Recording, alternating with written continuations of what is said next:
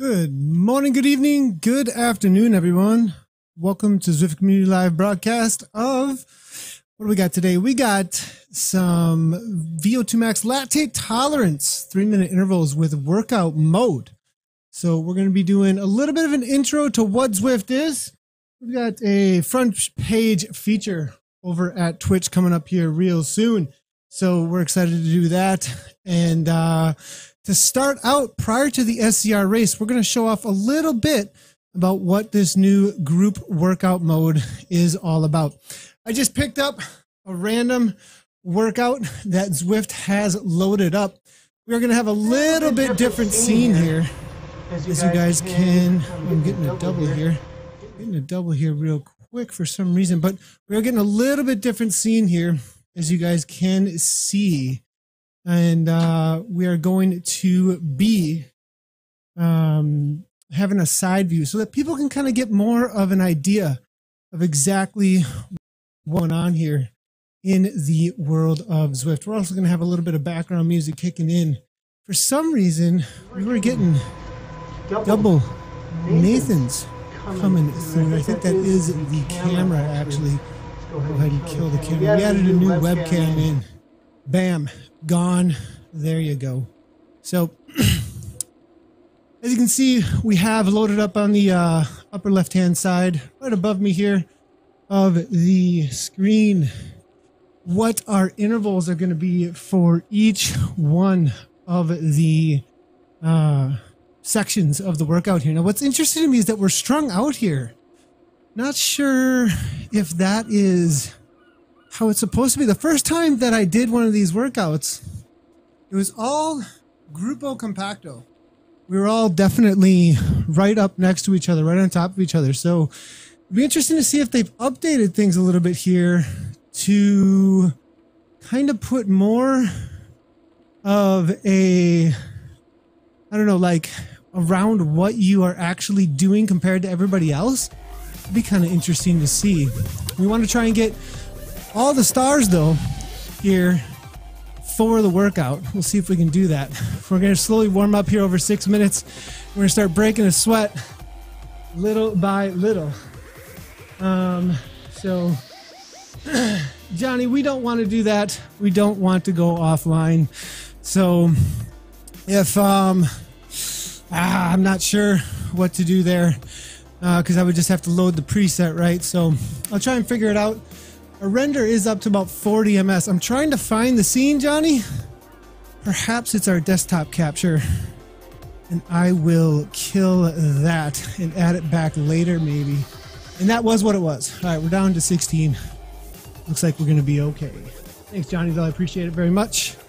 Good to see all the longtime viewers in chat. We will be almost, not completely exclusively, but fairly exclusively.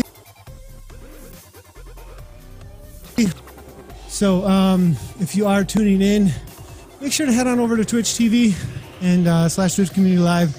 Hit that follow button if you are over at the Facebook stream right now or the YouTube stream. And today we are also here for interaction via social media as well for all of the broadcast. If you'd like to ask questions or comments to come on through, make sure to be throwing them at us, and we will do our best to be bringing them in to the broadcast here. So just have a couple of setups here to finish up. It's been a busy day here at ZCL. Super busy day. Continually getting everything set up. So we will definitely be bringing in all of your comments, though, at Twitter is going to be our main place, though, today. Our main place today for social media interaction is definitely going to be Twitter, as well as the Twitch stream. All right, this warm-up is going to start kicking my butt a little bit here, I think. And it's funny, like, the cold temps have hit, right? So, like, Zwift season's coming in, and I still have an air conditioner back here, over here, because I have so many computers in the studio that it gets really hot in here, no matter what. So we might go hats off at some point here, as we heat up from the workout here, as we're really starting to get going. Quick little show here of how you can interact with the broadcast, though. Let me go ahead and help you guys out with that.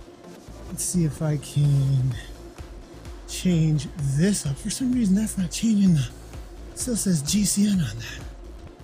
Ah, Johnny, ready to punch people in the face. Oh my goodness. Is that going to change it? Yep, there we go.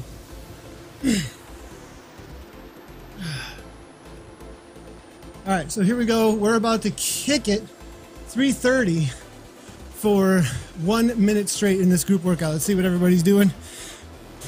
Go time. Heart rate up on the screen, and I'm overpowered. I'm gonna fail this one. 140, 148. Still a little bit over. We're doing okay though, it looks like.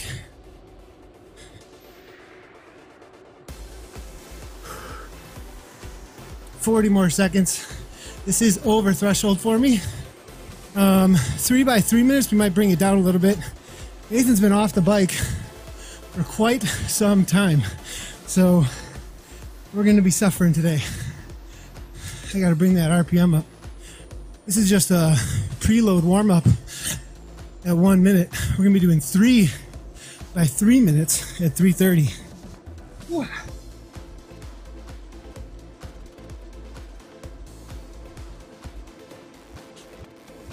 This thing is squealing. Never really heard the hammer squeal like that before. I think it's because I'm using ERG mode, which is actually a mode where you can make the trainer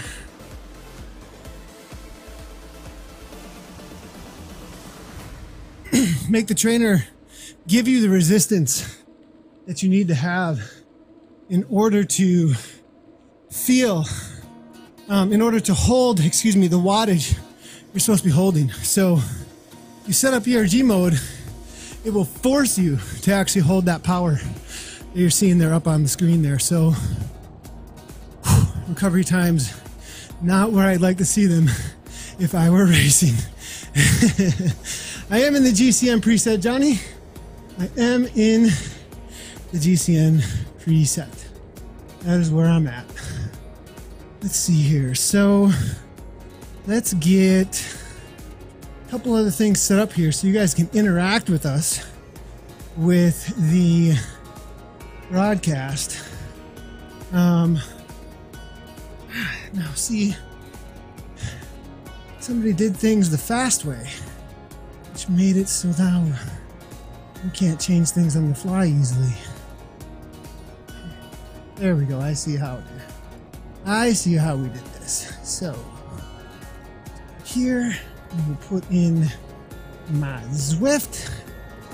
So for those of you who watch a lot of ZCL, we're chatting about what goes on in the background.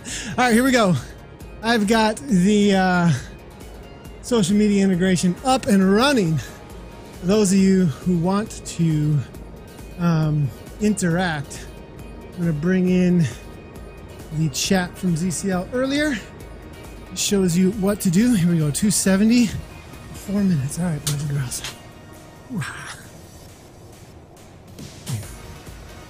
This one's not going to hurt too bad.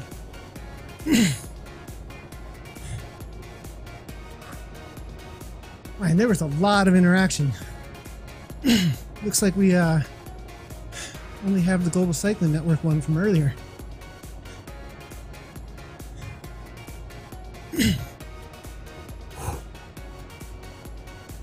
All right, we'll bring this in as an example real quick.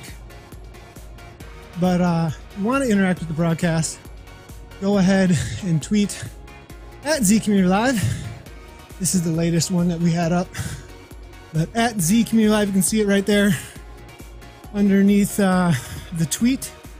go ahead and tweet at us if you want to ask any questions or comments. Go ahead and do so, and we will get to them as soon as I can breathe. I have a feeling this workout might not be giving us a whole lot of opportunity for answering those questions and comments, though, as this is definitely one of the harder ones. It was the only one that was available during the time frame that we needed.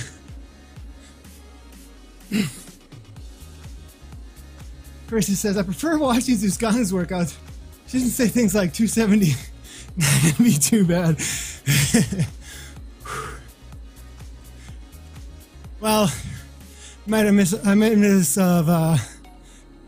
underestimated 270 with the shape that Nathan's in right now. I'll check that out in a minute, Johnny. Sounds good. See how the music's sounding here for us.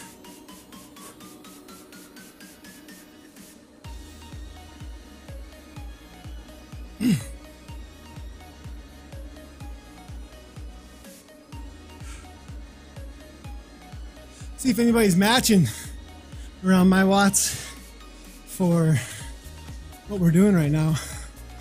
As you can see, everybody else's watts per kilograms where they need to be for them.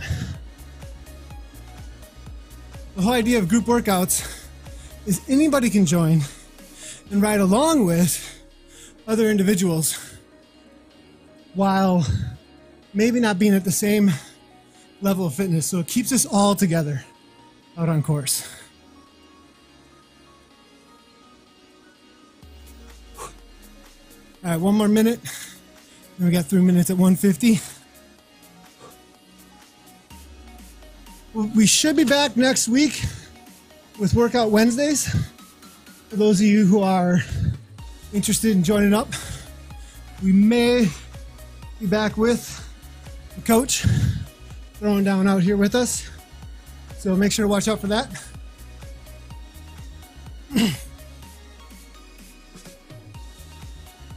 Yeah, so Carissa's asking about these. We've been doing group workout mode with Greg Henderson, Coach Hendy. He professional rider who's translating that into, after retirement, into a coaching career. And he actually just took up a lead role with the USA cycling national team on the track. So really cool. Great Coach Hendy rides, Workout Wednesdays.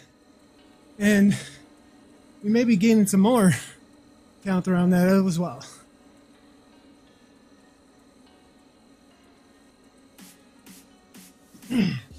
All right, 3 minutes chill. Hoo-ha! We got all the stars so far. Getting it done. Let's give some ride-ons. Everybody's doing a good job. Got one from C. Dean. Thanks a lot, C. Dean. You rock. Let's go to the front and move our way backwards. Who's seen this? Vander Muir, coming out of South Africa. Seems very Watopia. Oh, you'll see. We're moving on. Lovell, WBR, good to see ya. We'll get lad. So for those of you unfamiliar, we're about to turn over into the new Mayan course. So I haven't done a group ride on the Mayan course at all. And now double new feature, because we are both in a group workout, which is a newer feature, as well as heading out to the Mayan course. So pretty awesome. Looks like we just hit front page. Welcome to all of the new guests. Zwift Live broadcast, love them. Thanks a lot, Christopher Dean. Good to see you. Thanks for the message, bud. So let's do a quick little intro to everybody who's just getting here. I am on a real bike in the program called Zwift, Z-W-I-F-T, and all of the other people around me. This is my avatar in-game in the Vision Kit. with the Tron bike. All a part of a group workout right now from all over the world doing the same exact thing as me. So part is a feature with the fitness community on Twitch is an introduction to Zwift today. We'll be here for the next 2 hours on the front page, as well as then heading into a chill ride on the new expansion after the SZR race that we will be casting in 1 hour from now. So, well, welcome everybody. If you've never seen Zwift before, while I go ahead and suffer into this next interval, I'm just going to show you a quick little promo of what this is all about.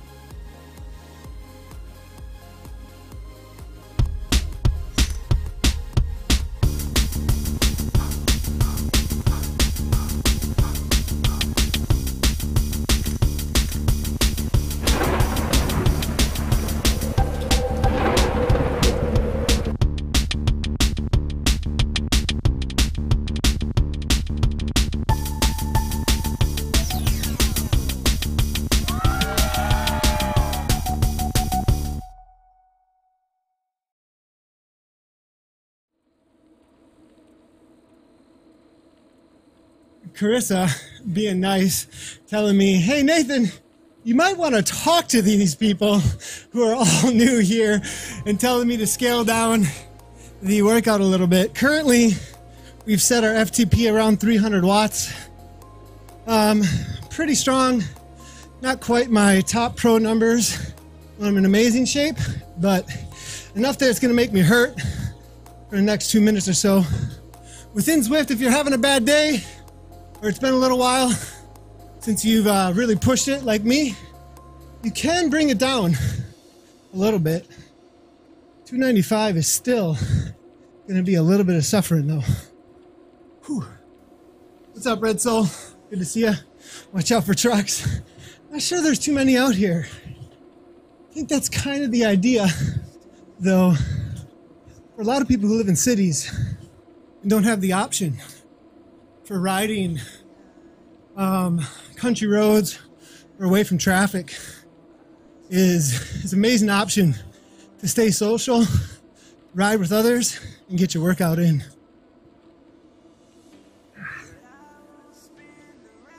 Lots of ride-ons coming through. That's a feature in game. Enhances the social aspect. So you're able to actually go to other avatars, select them, give them a ride on as encouragement. Good job. I can only see those that are part of the group workout right now, though.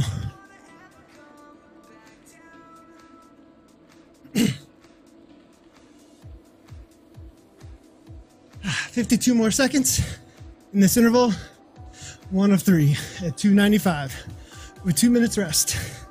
And everybody else in this workout's doing the same thing, but at their level of ability. Whew.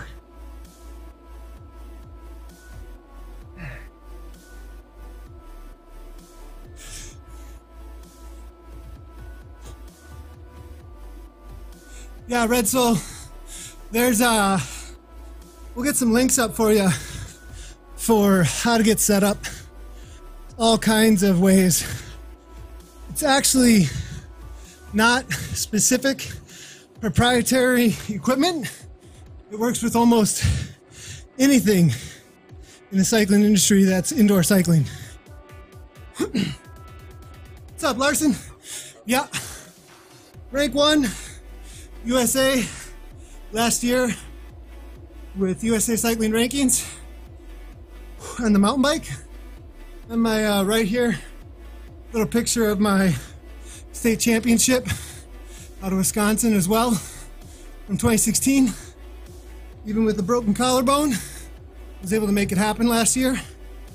Sorry, we gotta cool it down a little bit here.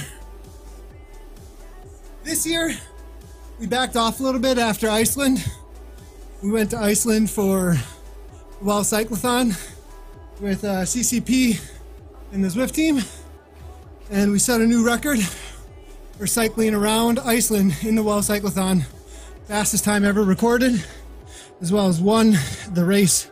First and second place, CCP and Zwift.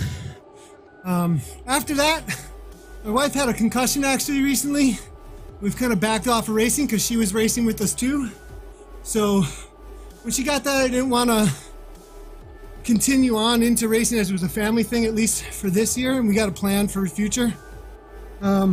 So it was a family thing. We got 5 kiddos at home, and the reason we were able to get all the training that we do is because of Zwift. I jump on here, I close the door, it's all ready to go. Bam, get your intervals in, get in with the live stream, and get motivated to go, go, go. Just the car, that Iceland descent was insane. It was amazing. We should get that video going actually. I think I have it here somewhere. We'll play it at some point during the broadcast here about what happened in Iceland with Zwift and CCP actually. Here we go again though. 3 intervals at 295. It's not actually my lactate tolerance, but we backed it off a little bit because we need to be able to talk to all you people for the intro to Zwift today over on Twitch.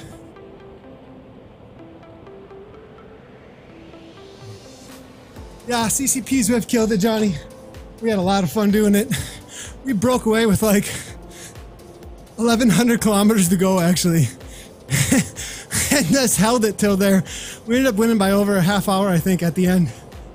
It was cool to see Fabio actually for the GCN event today and chat with him a little bit about taking mountain bikes down that northernmost mountain in Iceland. Because at one point during the race, it turned into nothing but gravel. At the northernmost point of Iceland, the highway, the main road, turns into nothing but gravel. And so when you get to the top of this mountain, you have to take a mountain bike or a cross bike or go really slow. It's like full on racing at that point. So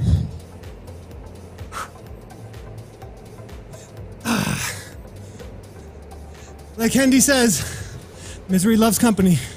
I love the group workout mode. So this is expansion.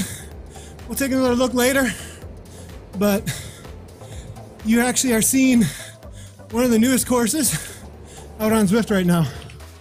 See if we can get some good shots of the Mayan ruins.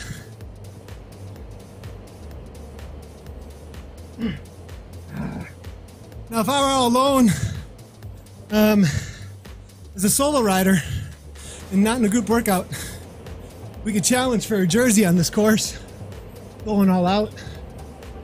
But none of that open world competition stuff during intervals. Just push it.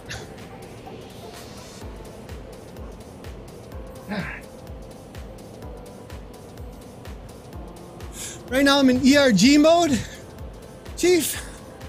And so that means it makes me hold the wattage on my smart trainer. If you have a smart trainer, it will give you the resistances in game for the hills.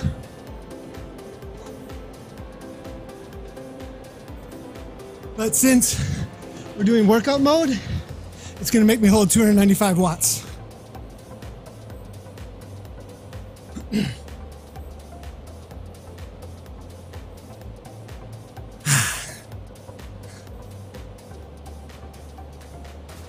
All right, there's the banner. Chill out. We get a little rest now. 135. Looks like. Is that really only 2? Oh my gosh. 1 more to go. Drink some water. I'm gonna turn this fan up more. Your body is just like a CPU. Whew. Just like a CPU. So you get heated up and everything slows down, right? For all you gamers out there doing awesome builds, you know what that's all about. I built all my own computers here, and it's all about the liquid cooling. If I could without wrecking things, I'd be pouring this Zwift bottle over my top of my head right now. But instead, I have an industrial sized fan to my left here. just blowing air. And if it really gets hot, I turn on the AC even in the winter to cool off as much as you can. Cool off more, higher processing of power, just like your CPU. So keeping cool, so important in order to produce the highest amount of power, get the most stress out of your workout into those muscles. Whew. Oh yeah, Nathan is in ERG mode right now. Yeah, thanks a lot, Christopher, for answering that. Appreciate it. Yeah, it's a tough workout, Escobre.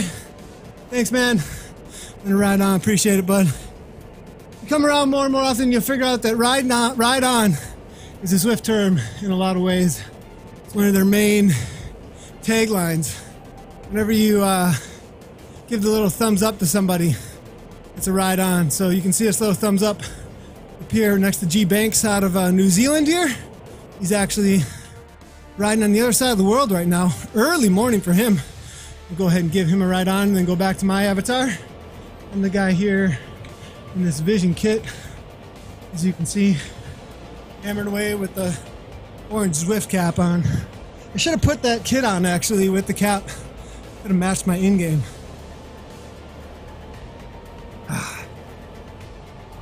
So who here is familiar with the new fitness community that's been around? Well, it's been around for a little while now, but it's been building. Some of you who are just tuning in for the first time, love to hear from you about what other fitness streamers you've been watching that are part of the community. We're also taking this opportunity to announce our development of our partner program with streaming. More to come on that, but if you start streaming specifically on Twitch with Zwift, there's an opportunity to sign up to be a part of our partner program in the near future. So definitely stay tuned for more on that. But if you're interested, make sure to check out how to get set up for that.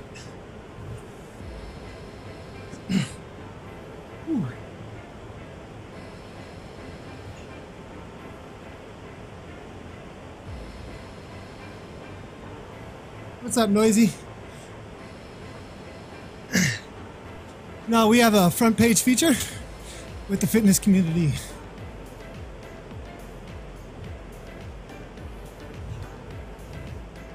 Ah, 120 to go. 177 heart rate. Getting close to max. Let's go.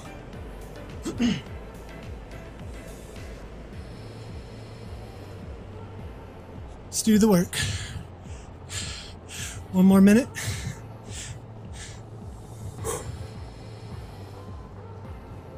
Also, a lot of the viewers are also doing the workout with us. For those of you who's tuning in, a lot of Zwift Community Live stuff also incorporates live coaching and workouts with the viewers.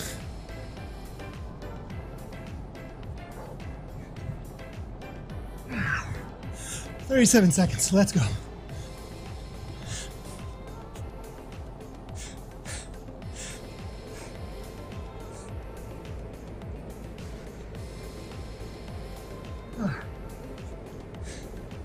They've actually toned down the dust, it seems like.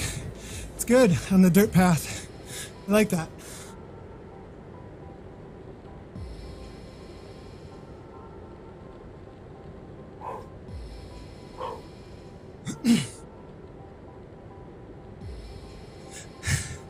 "181, not bad." That is an actual heart rate too, peoples. I do have a monitor on right here, and that's actual wattage, real power we're putting out right now through the Smart Trainer. We're currently using the Cyclops hammer, made in the USA, Wisconsin.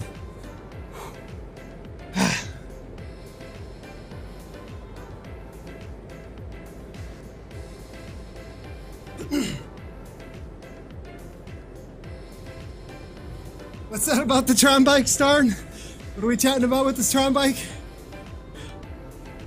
So this is group workout mode. Azul is cool, just so you know. So make sure to stay tuned for the SCR race right after this. And then you'll see people trying to work for the win, which I've done plenty of 100-kilometer races, all kinds of live races. But group workout mode, because there's such a large difference, right? I race at a professional level. Some are beginners. Others are B, C, A level category, elite category. There's all different levels of ability. So Zwift, in order to make group workout mode more social and make it so that you're around other people during the workout, all these other people are real riders from all over the world. You see all the flags here: Sweden, Netherlands, USA, New Zealand, France, etc. They're all doing the same workout, holding the same zones as I, but those zones are based on their ability. It's based on their functional threshold power, what they can hold for 1 hour straight, estimated from a test. So everybody's doing the same workout as me, but it's based off of their ability. So I don't just take off from them at 5 watts per kilogram. Well, they can hold 2 or 3, or maybe they take off on me because they can hold 6, you know, or whatever it might be. So group workout mode holds us all together for a community workout. Social, cycling main social is one of the main things with Zwift.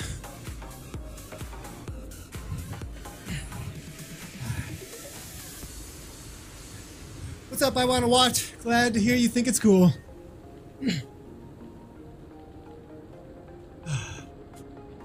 There are some that are based on real locations though. London course is one. There's also the Richmond Worlds course that does exist. And so you can check those out. There's also other courses on the way. That's all we're gonna say about that. But I'm at like 180 beats per minute, letting things slip. Nope. All right.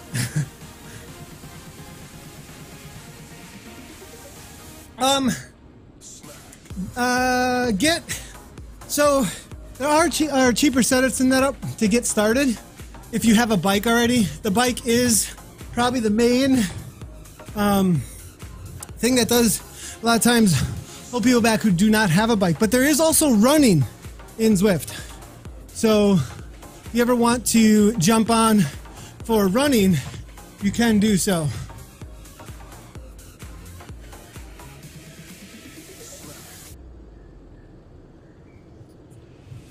Can you re-ride a real workout star? What are we talking about here? They should team up with people who make Tour de France. Andy, I think they have partnered up with them for promotions. I wouldn't be surprised if something comes down the road.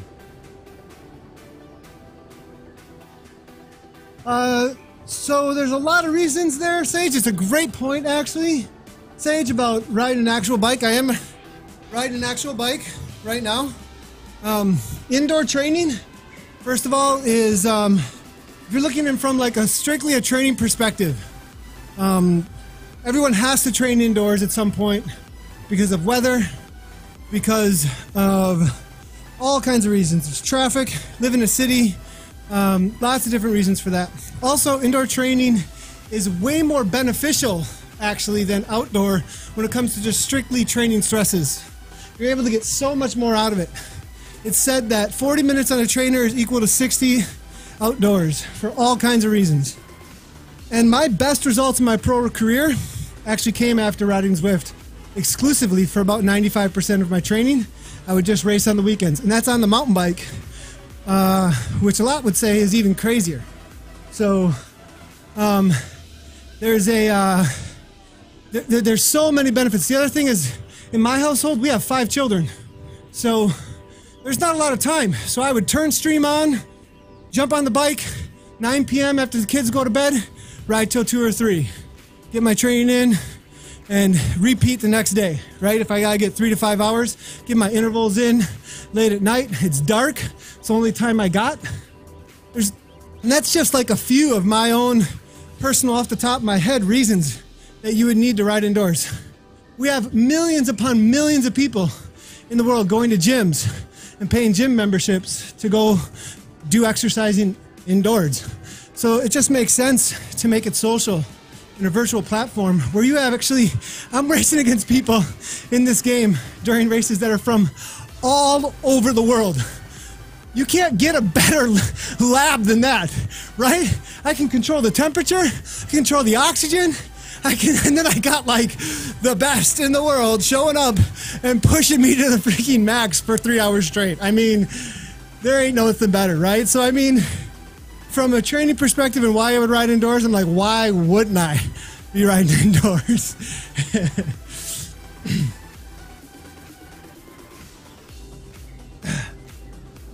But it's great to have all you here, all the new viewers here. Welcome to Zwift Community Live.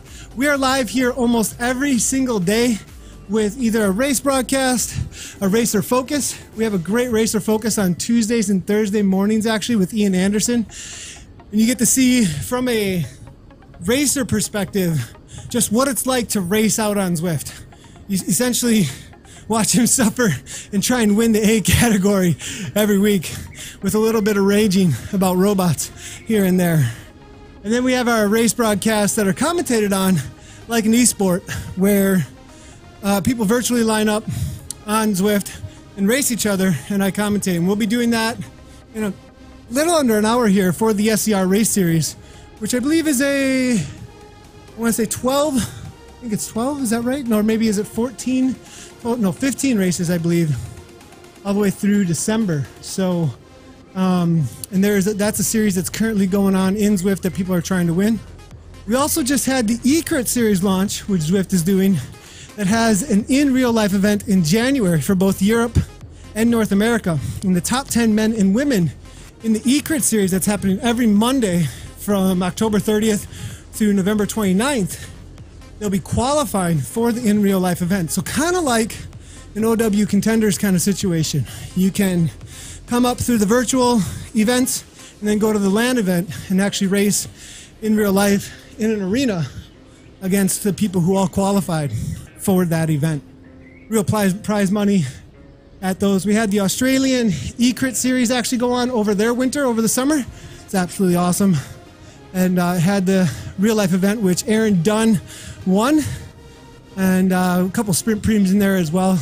It's pretty awesome as the first test event around an eCrit Zwift series. Speed up, we're going slow right now. Cavendish, actually, yeah. Real life pros do use this. There is Mark Cavendish was on this morning. Downing was on earlier. The GCM boys were doing a workout earlier on here, so tons of real life pros actually on the platform killing it. There's actually an amazing story about the Paris-Roubaix actually being one to train on Zwift. Actually, you can actually bring, there's so many cool videos that we're going to play actually in between with like real life Zwift stories that have been super inspirational actually. That will definitely show you guys as we get toward the end of the workout and jump into the race broadcast. But we definitely want to give you guys all of the awesomeness that is a part of the Zwift world. See if we can find some of the other stories here that you guys definitely need to hear about here if I can get them. So Marcelino is asking, can you just get the game, or is this part of the $10? So it is $10 a month. $10 a month. You can check it out though. You're like in 50th. We're not racing right now, but thanks, man. I am like in 50th. Should I try and kill it a little bit? I won't get my star though. If I overdo it, they won't give me my star for the interval.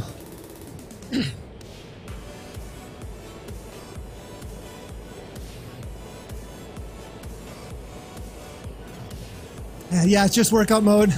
Just got to hold the wattage. I'm being told to hold at the top right now. Essentially, Zwift is the instructor, and we're all following orders based on our ability. You can see the graph at the bottom showing my heart rate go up as well. Whew.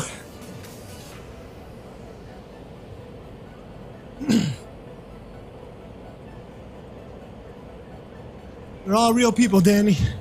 These are all real people that are doing the group workout with me.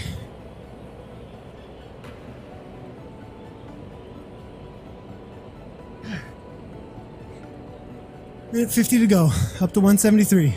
It's about my threshold. Now we need to go over threshold though with this workout.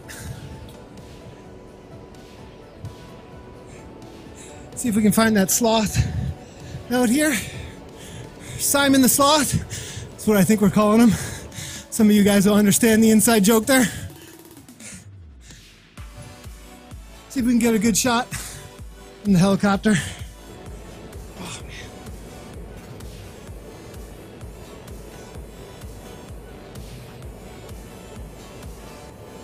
man. That's gonna stop soon, Marcy.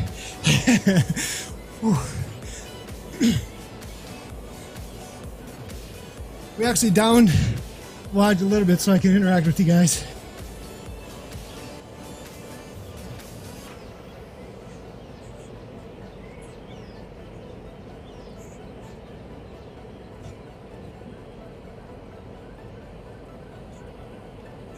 Definitely a thing. 96 people in my group around me right now. Zwift is taking off. Whew. Just entering the Zwift season.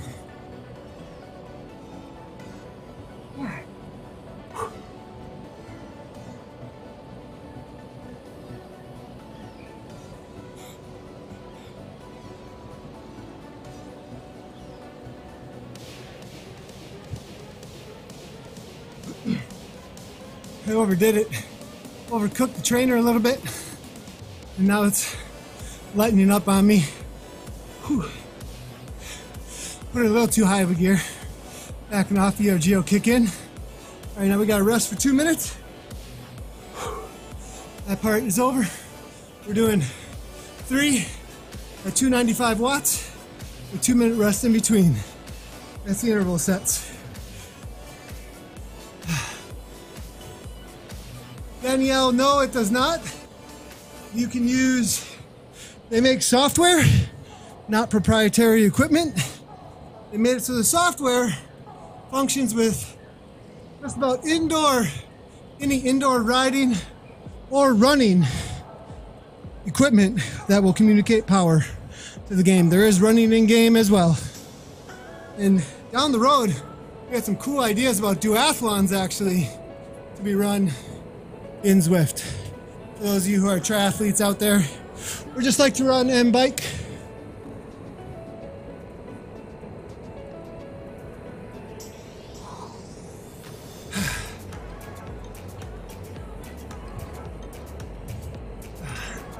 I'm gonna bring the music up just a little bit. Need a little bit of motivation.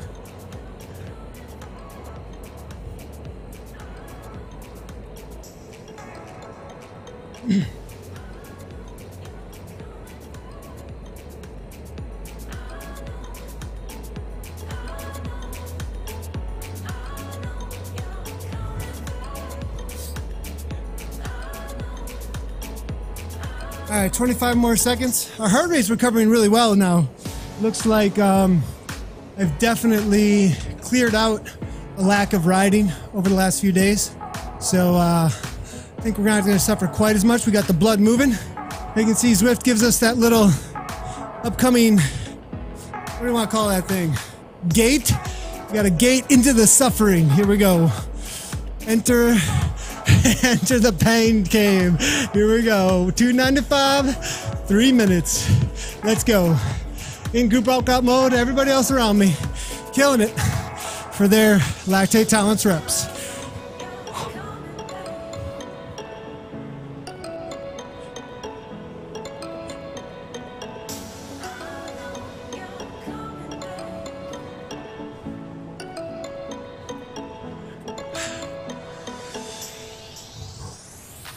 I don't think rollers are cheating. Rollers usually have to use a strain gauge power meter, so it's probably going to be a little more accurate actually for the power source. Get more movement on it though. You know Scotty Weiss uses rollers. Last year's Masters World Champion, Super Zwifter. I think he just took over world leader for most miles in game.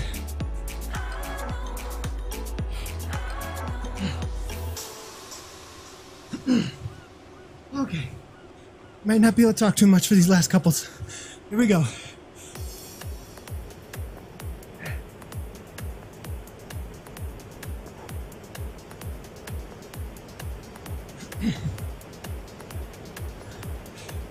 If you got them, let's get some NG ups. We need some power. If you got them, let's get them in chat.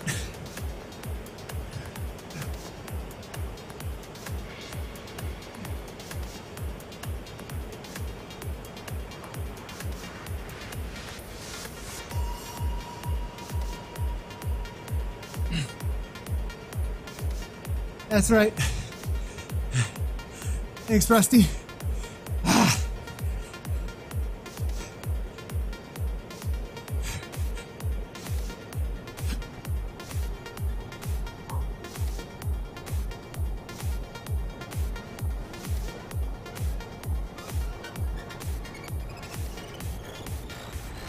Thanks for the hype, Chewbacca. Appreciate it.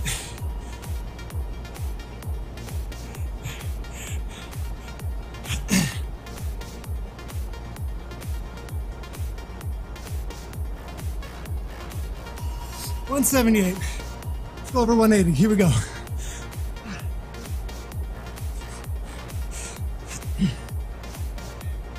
That trainer's whining. Ooh-ah. I wonder if it'll make me fail if I go too hard. Now it's really backing off on the ERG. Don't get me to fail. Oh, it's not over yet. One more. One more. They're real, Zuzim. Musicum. It's all real. Everything you're seeing is real. Except for Watopia. Although some people try to make it real with Strava. Let's see if we get a good shot here. The new Mayan course is actually between the Epic KOM out on Zwift. So this is a valley that's just been revealed as a new course that Zwift just had an expansion just last week for the new Mayan ruins. We're getting a special look at it here in the first group workout ride I've done on it. One of the best graphical courses they've put out, actually. One of the things, though, everybody needs to be like, the program can run on iOS, Android, PC, or Mac. Android's in beta right now, but I did see it functioning a little bit over at ZHQ when I was at TwitchCon, actually. HQ is actually right next to TwitchCon, actually. That was kind of cool. So I got to do a double up TwitchCon visit as well as visit HQ. But yeah, so this is available on iOS, actually. You can run it right on your iPad, iPhone, as well as Mac and PC right now, and Android is on its way. So, but it looks just as good on all of those platforms, actually. It's pretty crazy. Sure, Chewbacca, you might want to be careful with that. So, dude, you are so much behind. Go, go. All right, man. But we're in workout mode, so if I go too hard, I fail. As you can see here on the left-hand side, you get stars if you do it right within. So watch, if I don't follow the rules of the interval, it tells me to reduce power. And ERG mode kicks in and makes it so I'm have spin out. So it's all about following the workout right now. The pack actually is forced to stay together and not drop anybody with workout mode. So it's cycling made social with workout mode. You're about to see some racing though in about 25 minutes.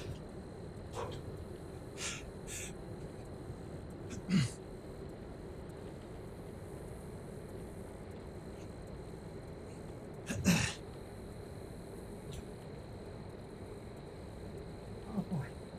Here we go. Let's restart that music. Got to put the playlist on loop.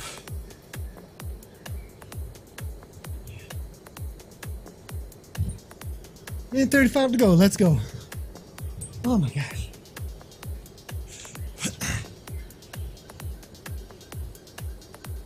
Now you can see I didn't go hard enough. So now ERG mode's kicking in and making my cadence really slow, forcing me to put out the wattage that's been prescribed.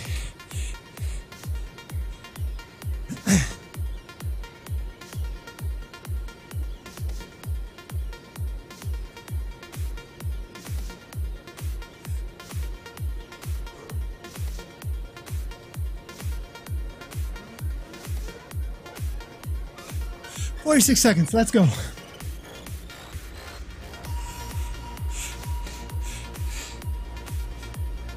It's by far the hardest one so far.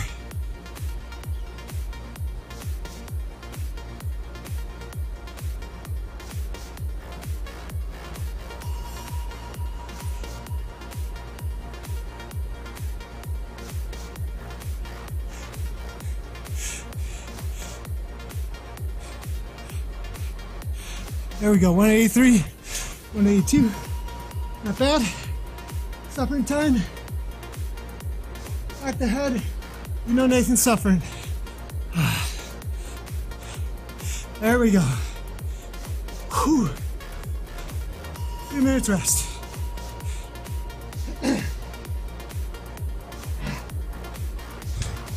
Or 2 minutes rest, then 3 minute cool down. We're done with the workout.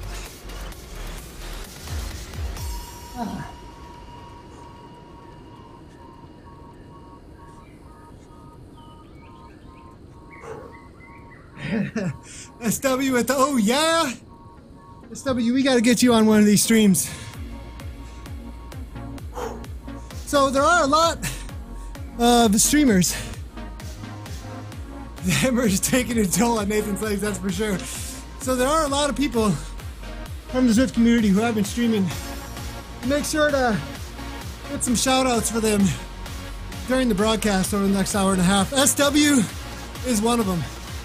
I stream on my personal channel as well. It's just Nathan Guerra. I know Johnny does. Zuskana is another streamer with us who streams Zwift. Jonathan and Katie Levy have started recently. Lots of Vision Cycling riders. ODZ, they stream a lot as well too.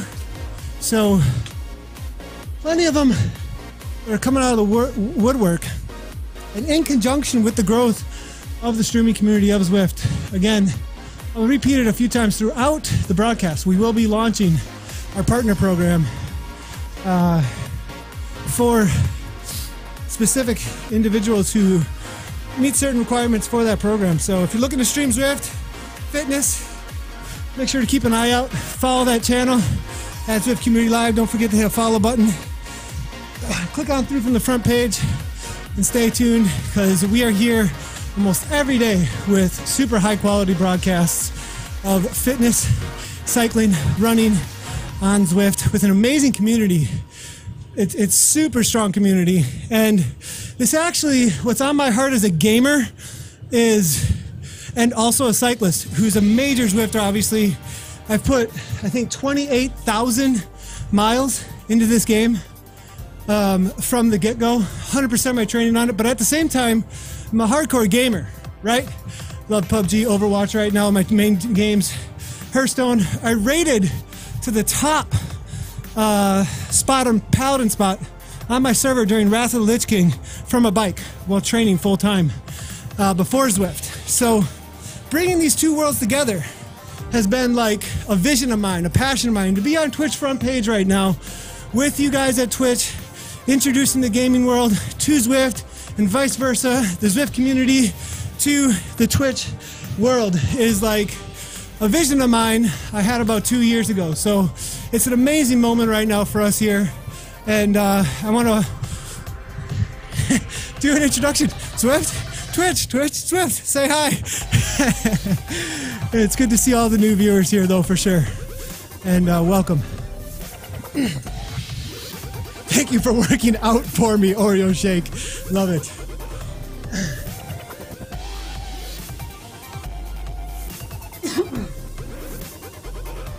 PVG, yes, it is on Facebook. It should be on Facebook on ZCL right now, PVG. It should be there right now. How loud is the fan cheering for you? Is it pretty loud? I hope it's not too loud.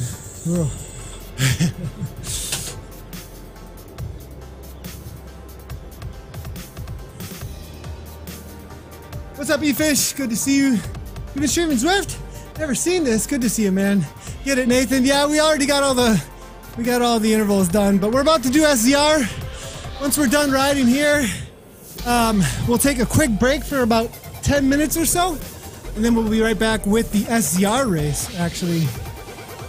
So that's gonna be crazy. I think we're gonna have 500 plus showing up for the race today. So huge amount of people showing up for the SZR Autumn Series, and one of the best run series on Zwift.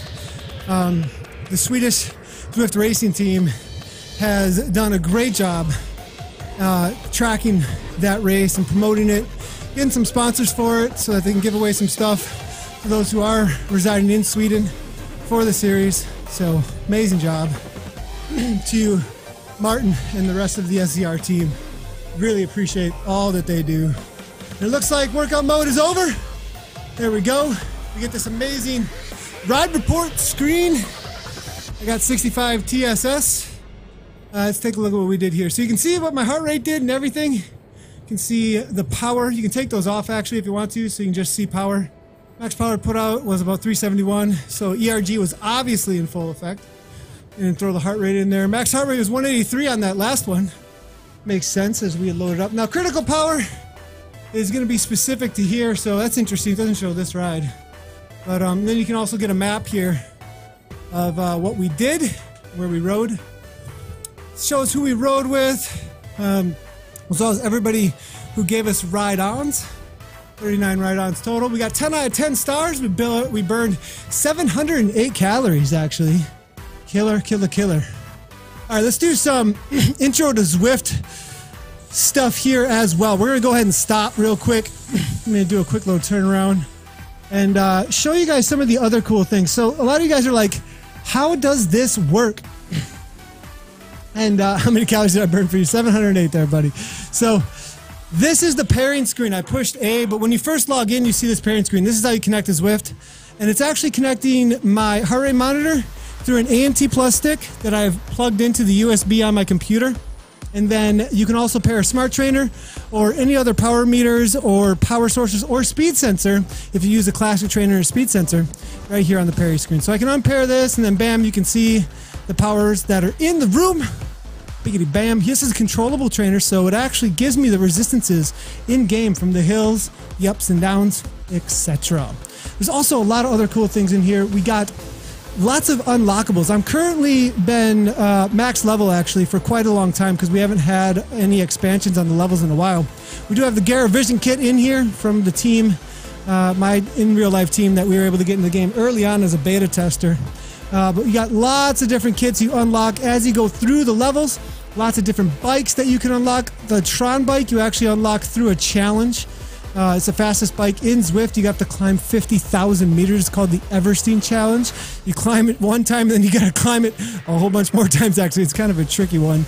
And you just go on and on with all the different stuff you can unlock. Wheels, different kinds of swag in game with helmets. Obviously, I'm going no helmet, being dangerous.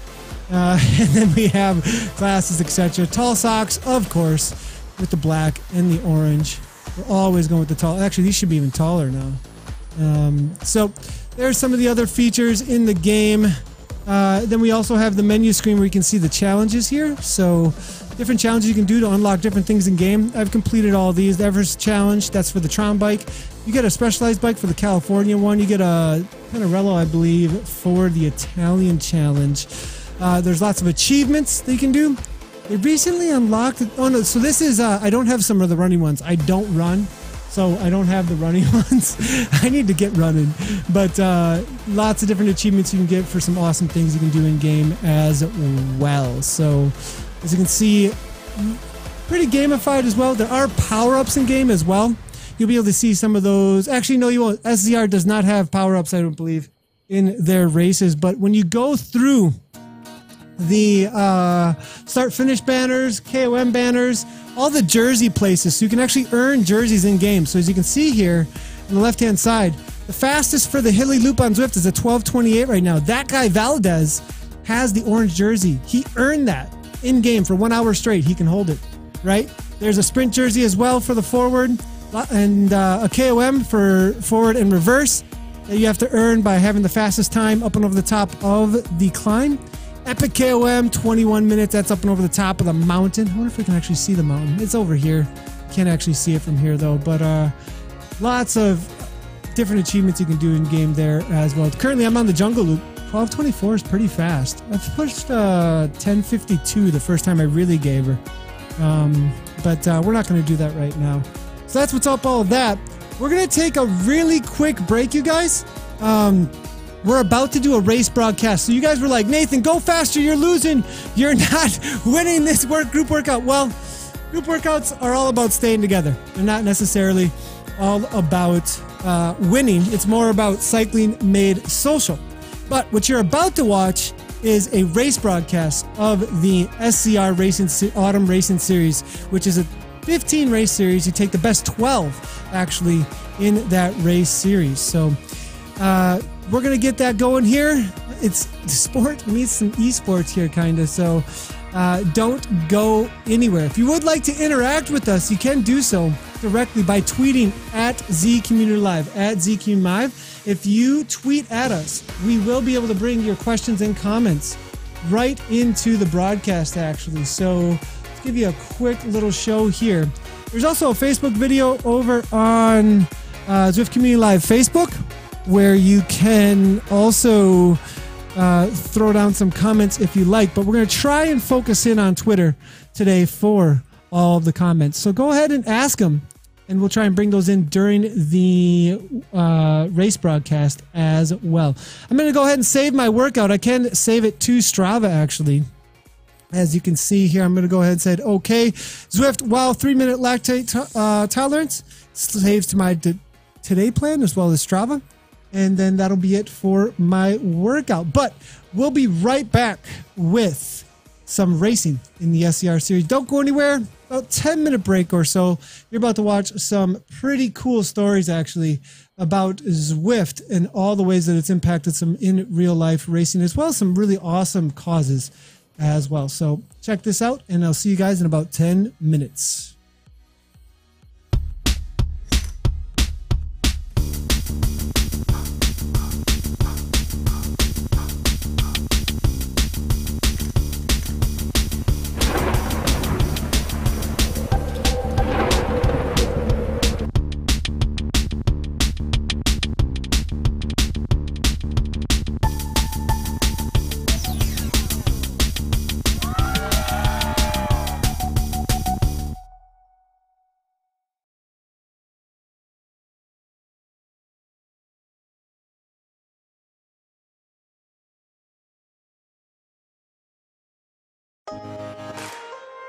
I won now 11 stages in the Tour de France, 23 or 22 in all the Grand Tours, and I've got 154 wins, hopefully more to come.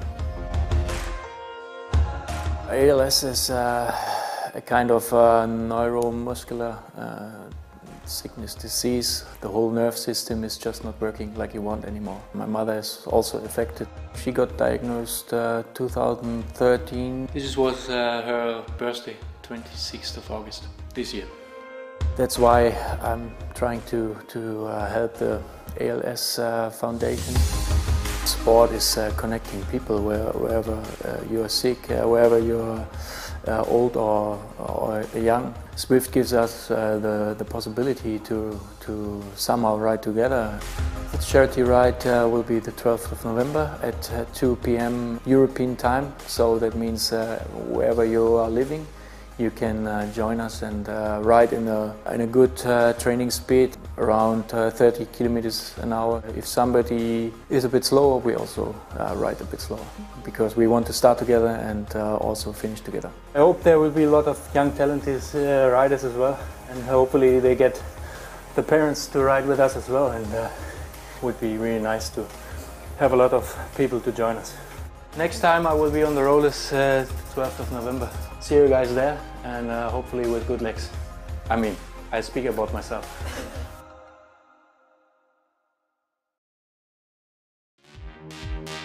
Team Dimension Data, it was just a club a few years ago. It was a small club racing in South Africa, and to see what it's grown to be, a World Team winning stage of the Grand Tours, it's pretty phenomenal now. We do something different. We support a charity called Becca, and we always do a bike handover every year. It really gives a whole different perspective to why we race. We're at our training camp in South Africa in November. We're going to be doing group rides on Zwift every day. It gives people the opportunity to ride, although virtually, to ride in real time with Team Dimension Data Pros, which is pretty cool. We get to ride with other people, you know. Like, we race together all year, the guys in the team. I don't want us to sit and ride next to Mark Renshaw for the rest of the year, so it's a nice incentive to kind of ride with other people from all across the world. Join me and Team Dimension Data for Quebec. 13th and 19th of November, we'll create the world's biggest training camp. Everyone's invited.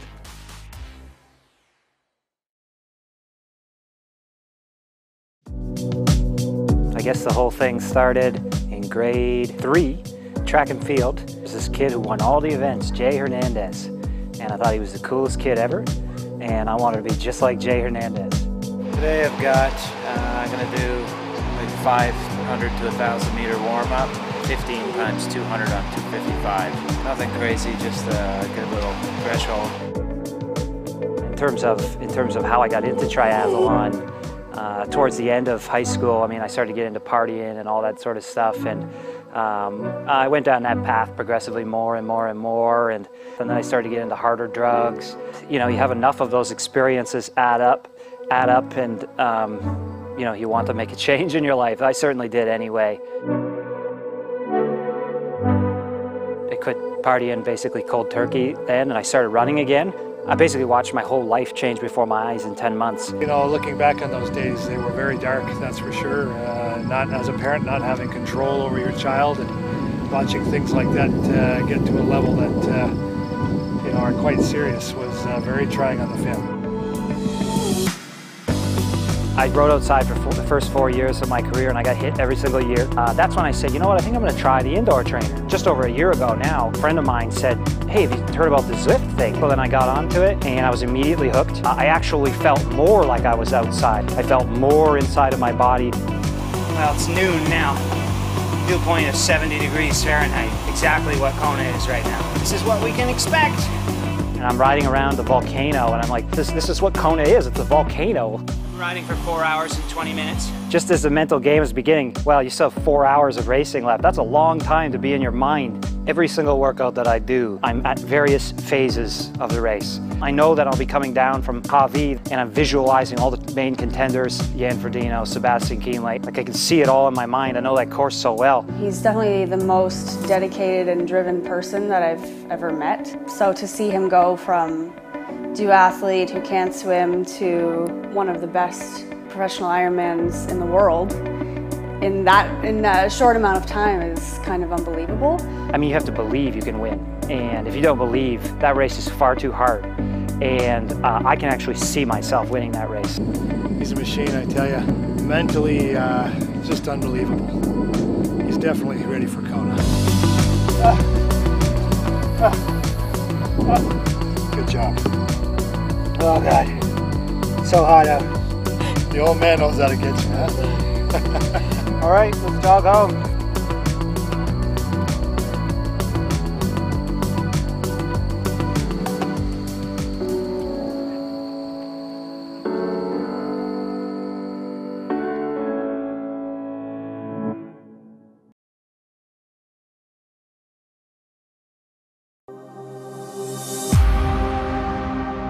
people, I mean, even family and friends ask me, why am I doing Ironman? Why am I not going for the Olympics? And being a distance athlete, and I enjoy big challenges of going to Kona and doing races like that, you can't beat it.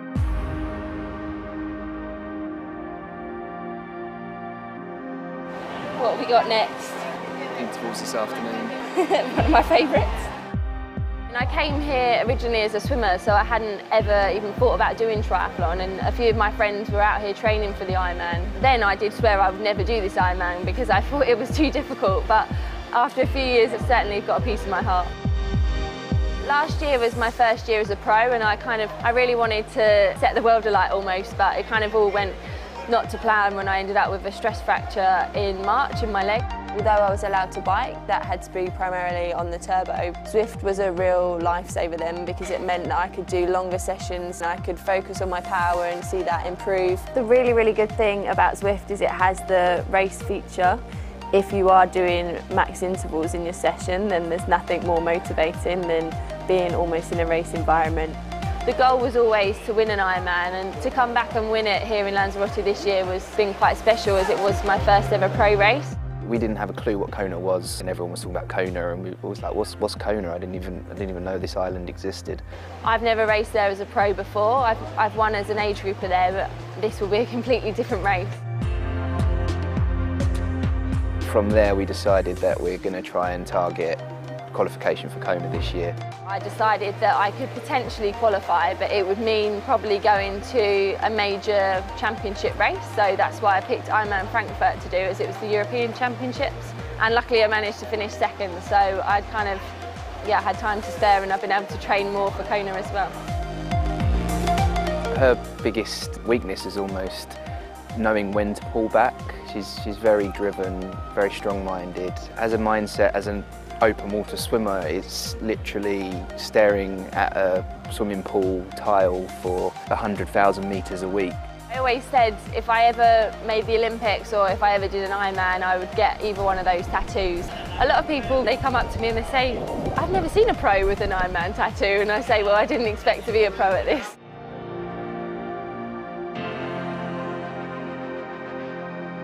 This is probably my favourite bit, nice and easy.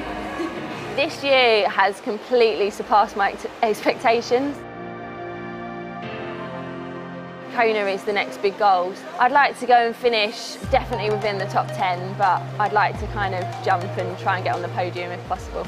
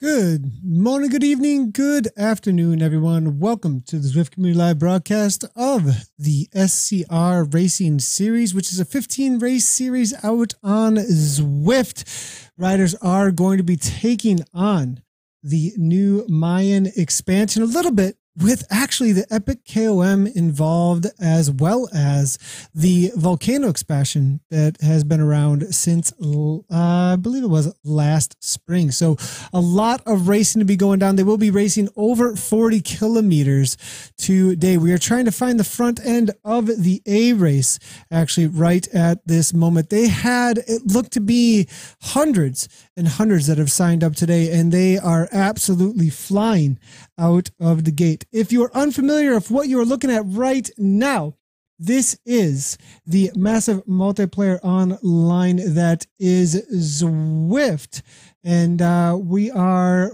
getting into the racing action right now with the riders that are, now this is actually the riders in the C and the D category. Actually, now there are separate categories out on Zwift. Within each and every one of the categories, there's an expectation of what kind of watts per kilogram that you can hold, how much power that you can put out for 1 hour straight or so, which is judged by a test actually that you do in order to figure out how much power that you can put out for your fitness level, essentially. So in the A category, well, you are able to put out 4.0 watts per kilogram or higher. In the B category, it is 3.2 to 3.9 watts per kilogram. In the C category, it will be 2.5 to 3.2. And anything under 2.5 and under is going to be the D category. So everybody in the race has somebody to race against. We are looking to get forward to the front of the A category in just a moment here. We are going to check out what's happening in amongst these Bs, though, as it does look like it's breaking up already as they're heading toward the Epic KOM. A lot of riders here looking to position themselves prior to hitting this climb. It does look as a mass start race though, that a lot of the B category riders are looking to hang on with some of these front runners in the A category. Now again, as a series though of races, 15 races total, your 12 best, I believe it is, that are going to be counted. And there are 25 points up for grabs for first place out here today. It does look like we do have Tom Hargreaves actually showing up today to race the race. Good to see him out there, out on course, actually. He took, I believe, a second place in the eCrit, first Europe eCrit race, actually, this past Monday. Now showing up on Wednesday for a little bit more suffering out there today. Moving forward now, we're going to see what's happening as they start their climb up and over the top of the Epic KOM. You can say they will be hitting the 6% gradient that the riders on a smart trainer will be feeling right now in those legs. 7% gradient. It gets very steep here in just a moment, and up toward the front right now, we are seeing the initial attacks. It is going to be Barroso here coming from PTZ team. Actually, as you can see, their team in game. They're riding on that Tryon bike, but Barroso, I'm not sure he's going to be able to hang on to this pace, as we do see the current, I believe, series leader making an attack right now. It is going to be Kim Little here coming out of the UK. Brett Boniface following very closely there today right now, and they're actually usually in an ODZ kit, but I'm going to try and read verbatim actually the message I got from Brett Boniface. ODZ, I believe, today is riding in all pink kits actually in order to make a display out there against bullying. Actually, it's interesting what's happening here amongst the riders to try and get rid of an elitist attitude. Actually, kind of a cool response from ODZ to just keep moving forward amongst the community, actually, to get rid of some toxicity. Awesome community out there doing some great jobs to do some self-policing within it here. But Kim Little here up toward the front now, 5.2 watts per kilogram. I'm going to double check ZwiftPower.com real quickly though. ZwiftPower.com is the place that the community goes for all of the live race results, actually. We'll bring ZwiftPower.com into the broadcast here from my browser in just a moment to show you guys exactly how that works as well. It also tracks the series for us as well as the live racing to give us all kinds of stats, as well as all of the races that any of these racers have done in the past will be recorded over at zwiftpower.com so that we can see what their past max heart rates are, what their past results have been over the duration of their entire Zwift racing career. But let's go ahead and see what the current situation is within the SCR Autumn Race Series. As we did miss the race last week, the question is, did Brett Boniface overtake Kim Little? It does not look like it's so. I believe Brett missed the race last week because he was messaging me. I believe he is moving house currently. So Kim Little currently sitting in first place amongst the A category, actually, with 121 points, actually, with 6 races in. Brett Boniface there that we're looking at here from Team ODZ up toward the front now, leading things out. 153 beats per minute, 295 watts coming out of Canada, out of the British Columbia. 83 points right now for him. Yeah, about 40 points to make up right now. So with the best of 12, though, he may be able to do so if his best of 12 do catch up toward the end of the series, but he has a little bit of work to do. Team ODZ, though, with Matt Johnson sitting in third place as well within that A category. That is your top 3. We'll keep eyes out for the rest of the top 3 and the top 10 even out there as well as we get on with this A category. The C category that we will be following as well, as we do like to cover all the races out there as much as we possibly can. We will be keeping eyes on them as well. We're going to work our way forward with our second feed of the broadcast as fast as we possibly can to bring in the front runners within that C category. But we can at least go over what the current series leaders are as we find our way forward in the C category in just a moment here. But we're going to go ahead and see if we can bring in that desktop for you guys so you guys can see exactly what the current situation is for the SCR series for the A, B, and C category right now out on course. Make sure that we're keeping eyes on how things do work out for the series, as well as how it impacts the race today, actually impacts the outcome for the series. So as you can see here, as we were saying, Kim Little, Brett Boniface, Matt Johnson currently sitting in the top 3 overall. Because of that, in the A category, then you can see that Team Experimental, who Kim Little is riding for, is currently holding down that top spot in the A's. Team OD sitting in second.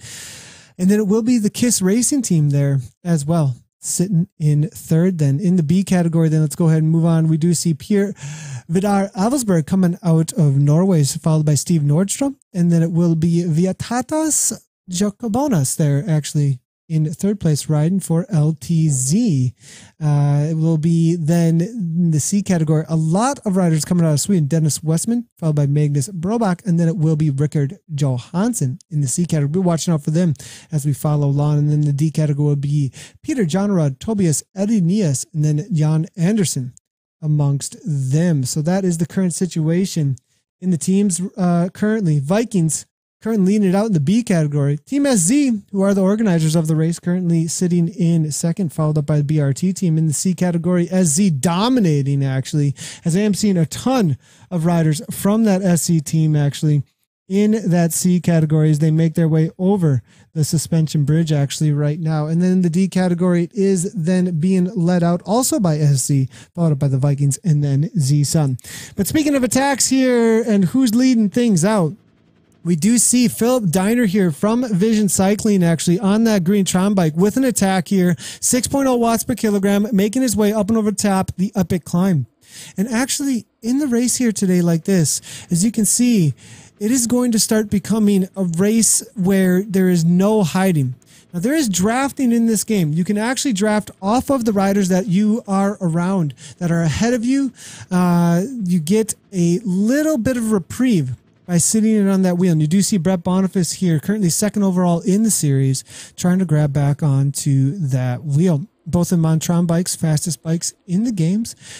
In the game, actually, huge effort to earn those games. If you heard earlier, or earn that bike, if you heard earlier, was a climb of 50,000 meters in order to grab that bike. Now, this Epic KOM, I'm thinking it's going to take them about 18 to 20 minutes at the front end of this race right now in order to get to the top with that jersey up on the top. We will get data here in the Epic KOM shortly once they do come over the top for the times and see who does take the jersey as well as they do compete over the top here. Kim Little here, current series leader with a teammate, Sean Gray, sitting right on his wheel, looking for that draft and looking to work with his teammate in order to maybe bring back Boniface and Diner while they come over the top of that KOM and head over into the new Jungle Loop, actually. Roberts here from Vision Cycling trying to close that down as well, up in that 6 watts per kilometer. The attacks are on, full on at this point, boys and girls, up in the 168 beats per minute. These are real efforts, real watts, real heartbeats now, kicking it from all over the world. Jay Adams here now as well, sitting in that A category. Ericsson, Hargreaves riding for Noon Sigma Sport out of the UK here. Also, a Zwift employee actually here hammering away out of the UK, 175 beats per minute. Actually was a part of the Zwift team over in Iceland that I did race with the CCP team that we were able to break those records with. So good to see Tom out there hammering away, getting his workout in. Also been killing it lately, I believe, on the cyclocross bike, racing after his road season right now, so getting a little extra shape, and it looks like suffering 178 beats per minute, trying to hold on to the wheel of Roberts right in front of him. Boniface then, Kim Little and Diner all back together. Kim with Sean able to close that right on down, not going anywhere just yet. Team Experimental, ODZ, Vision on the front now, 13 seconds to the next chase group. If you're just tuning in, wonder what is going on here, what is happening out on Zwift, you are watching a real race out on this massive multiplayer online that is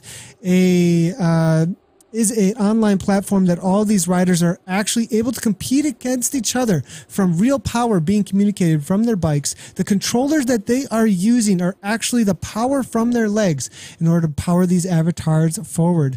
And so as you can see here, Diner here now pushing out that 6.3 watts per kilogram, 172 beats per minute, making an attack against Gray here, getting a little bit of a gap. Diner now, you know, it is 5 meters to have that draft. So you do see Kim Little here able to close it down, bring it back within 3 meters and have that draft again. So we do have that lead group of 5, almost 6 now on the front, with MD closing it right on down. And so good to see all you newcomers to the stream. If you do have any questions, whatsoever about what you are seeing here, you can actually tweet at us at Z Community Live, at Z Community Live. I'll give you a quick little example of exactly where that is at. So comment on the Facebook video feed or tweet at Z Community Live, at Z Community Live. And those of you who are over at the Twitch feed and are new to the broadcast, if you do have any questions, comments, or even if you are a Zwifter and a picture of your setup, go ahead and bring them on over to Twitter, and we'll be able to bring them right on in to the broadcast here, actually, while we are live here for some live interaction between the community and us here during the race. Let us know who you want to win. Let us know what your prediction is as well. Who's going to throw it down? Is it going to be Vision with Diner here all the way on the front? Is this group going to stick? As we got Boniface right along with Little, Gray, and Diner on the front here, walking away from the likes of Roberts, Adams, as well as Hargreaves. Hargreaves now going into a solo TT effort up and over the top, about 10 minutes into the Epic KOM right now with these leaders. It's going to be a very tough day. Johnson able to hold on through the flatter courses, but it looks like the climb may be getting the better of him. He's currently sitting in 3rd place overall in the series. This may be a struggle for him to hold on to that spot actually in the series, falling back outside the top 10 right now. So it's going to be it's going to be a hard day on him for that solo TT. He's going to have to hold on to the wheel of S. Bay here, coming out of Denmark right now, 4.6 watts per kilogram coming from him. I think these front runners, they're going to be putting down a solid 5.5 or so for the duration at the top end of this climb right now, with Little now 164 beats per minute, up in that 323 watts. Gray following it up there will be Team Experimental on the front now. Diner now following as well. Boniface still with ODZ. Moving back a little ways now. Velocity here coming from Sweden in no man's land. Opitz here riding for the GOAT team. Barroso now leading out the B category though. 4.2 watts per kilogram actually. And then we are seeing, it looks like O'Connell out of Ireland now sitting in third place. ESZR here now leading out a couple of A category rides, but sitting in second place currently within that B category. Two wheels there coming out of the UK, holding down for that 5th or 6th place out there, along with this chase group now. Looks to be about the third chase group out on course as they make their way through the snow out on the Epic KOM. Let's get a good shot here as they make their way over toward the old rickety bridge about halfway through the Epic climb right now. Looking over at the Twitch channel, it does look like we got a lot of newcomers. Welcome to the broadcast here. If you're interested in the world of Zwift, make sure to hit that follow button if you're new to this world to watch all things virtual cycling with real people, real bikes hammering away. If you are interested in checking out what Zwift is and getting set up out on Zwift, you can do so by heading on over to Zwift.com. Lots of information over there about how to get set up. And now looking through some of these comments here, good to see. BMX version, please. Nocebo22. I'm on the same page as you, actually. I started on the BMX, and I would absolutely love to see a little bit of BMX intervals. That'd be cool to do that with workout mode, and you have to like hit certain wattages to actually make the double deckers and to hit the berms correctly, etc. So it would almost encourage you to work out in order to maybe get bonuses for hitting the jumps correctly, just like you would in real life BMX. I'm all with you there for sure. Looking through now, Diner, it looks like he did attack up onto the top, though. He is going right along with ZS there. Gray now following up. Boniface now up in that 9 watts per kilogram. As you see the orange numbers, you know they are going into a sprint effort there, and the heart rates are going to come up. It's going to be a crazy effort they're going to have to recover from. Does look like Gray's able to hang on to the front end of this group now again, too. Kim Little now attacking again. These are the two leaders in the series. They've been going back and forth, back and forth. Boniface, usually the most aggressive rider on the day, and here he goes again. 10 watts per kilogram, 162 beats per minute though. Heart rate pretty low, looking confident now still. Now Kim Little, 164.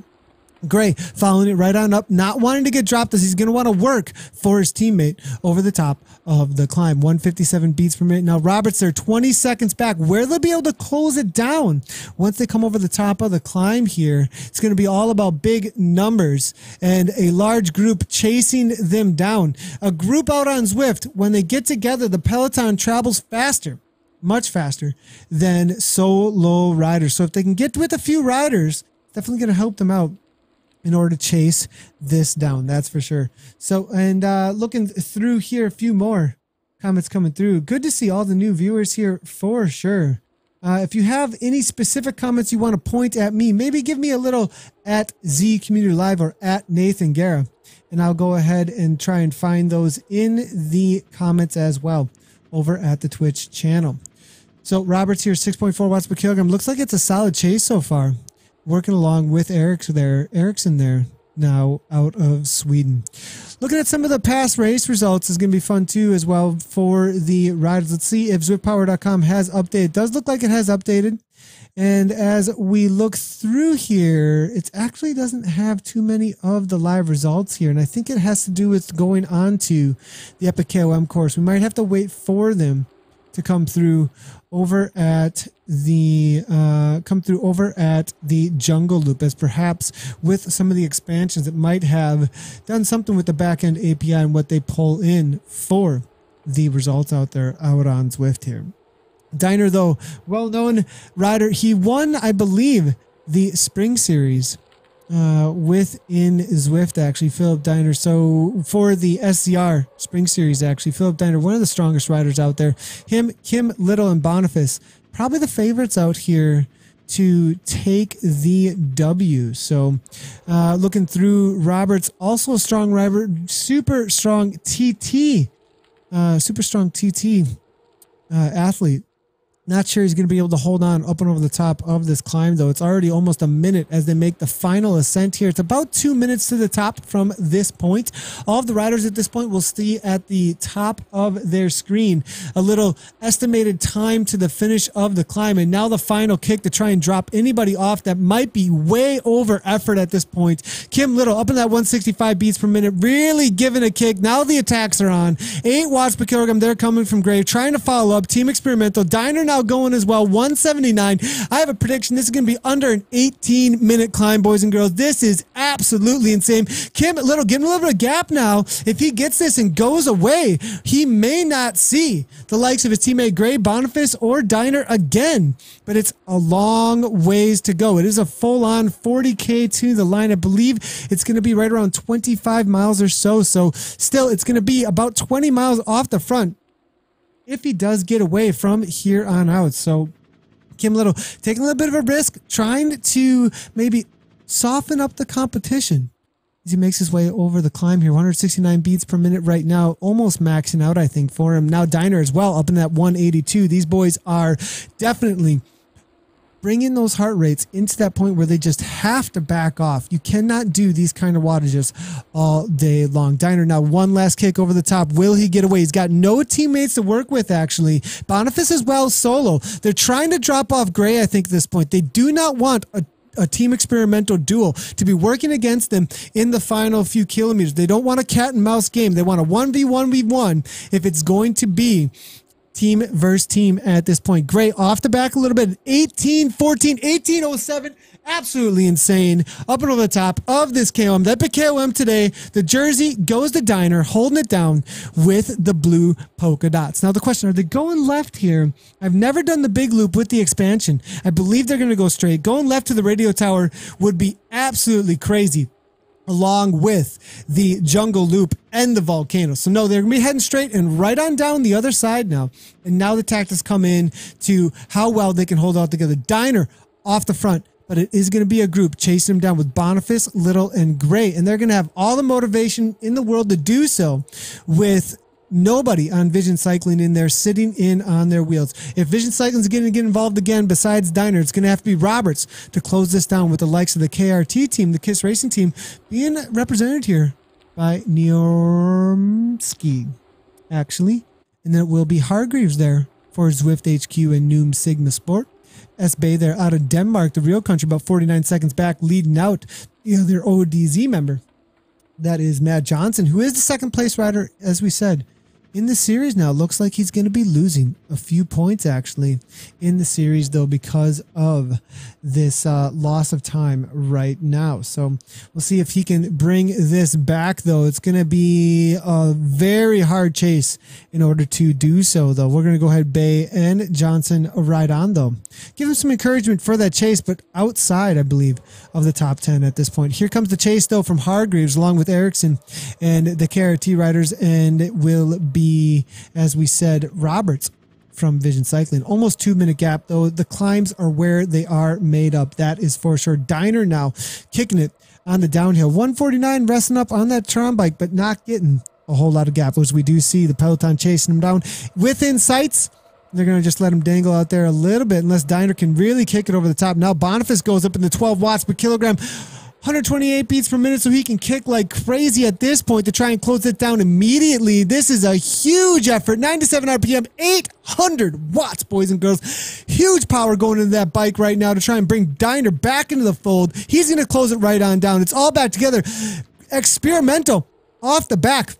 Diner Boniface off the front is a serious duo that they're going to have to really worry about in order to close this down. Now Gray now trying to do all the work he can for Little, allowing Kim Little to get back on that wheel. Current series leader now in trouble, though. Needs to close this down if he's going to stay on the wheel, though. It doesn't look like he's going to be able to do this now. It is about 5 seconds now. Boniface now getting a gap even over Diner now. Brett Boniface, always the most aggressive rider, out on course. Kim Little there, 2 seconds back. Gray now just holding on. Team Experimental with the team time trial to bring this back, though, on the downhill. Not sure it's going to happen, though. They've got a full minute for it. They don't got to worry about anybody behind them. What they got to worry about is getting their teammate across the line in first place. They got to make their way into that jungle loop. And this is going to be the first time we've ever casted a race on on the new expansion out on the Jungle Loop. Going to be interested to see how this plays out with some of the new course out there, with those winding downhills as well as that steady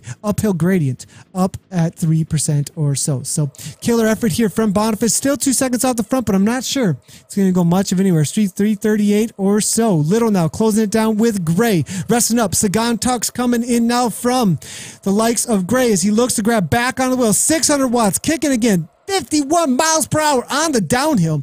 Boniface being brought back in. Has Diner been gone full nuclear at this point, full blow up of one of the strongest riders out on Zwift. He tried going early on, got a gap, and now he's getting punished for it on the other side of that KOM. What is that 1807 worth it? Because he's 6 seconds off the back right now. I'm seeing this from that epic KOM. He got away, but now nobody from Vision Cycling on the front to work with him. And if there's anybody they want to get rid of, it is Philip Diner, the winner of last year's SCR series, actually over the winter and into the spring. This guy is one of the strongest athletes we've ever seen, but they got a gap on him at this point. Kim Little, Boniface, Gray, they're all together. Now they've got some motivation to work together. Diner's off the back. Will Vision get back into the race, and now they're heading into the Jungle Loop. It's time to enter the jungle, baby. Welcome to the jungle, baby. Fun and games. Will Diner be able to bring it back as they kick it into the loop out into the Mayan course, boys and girls?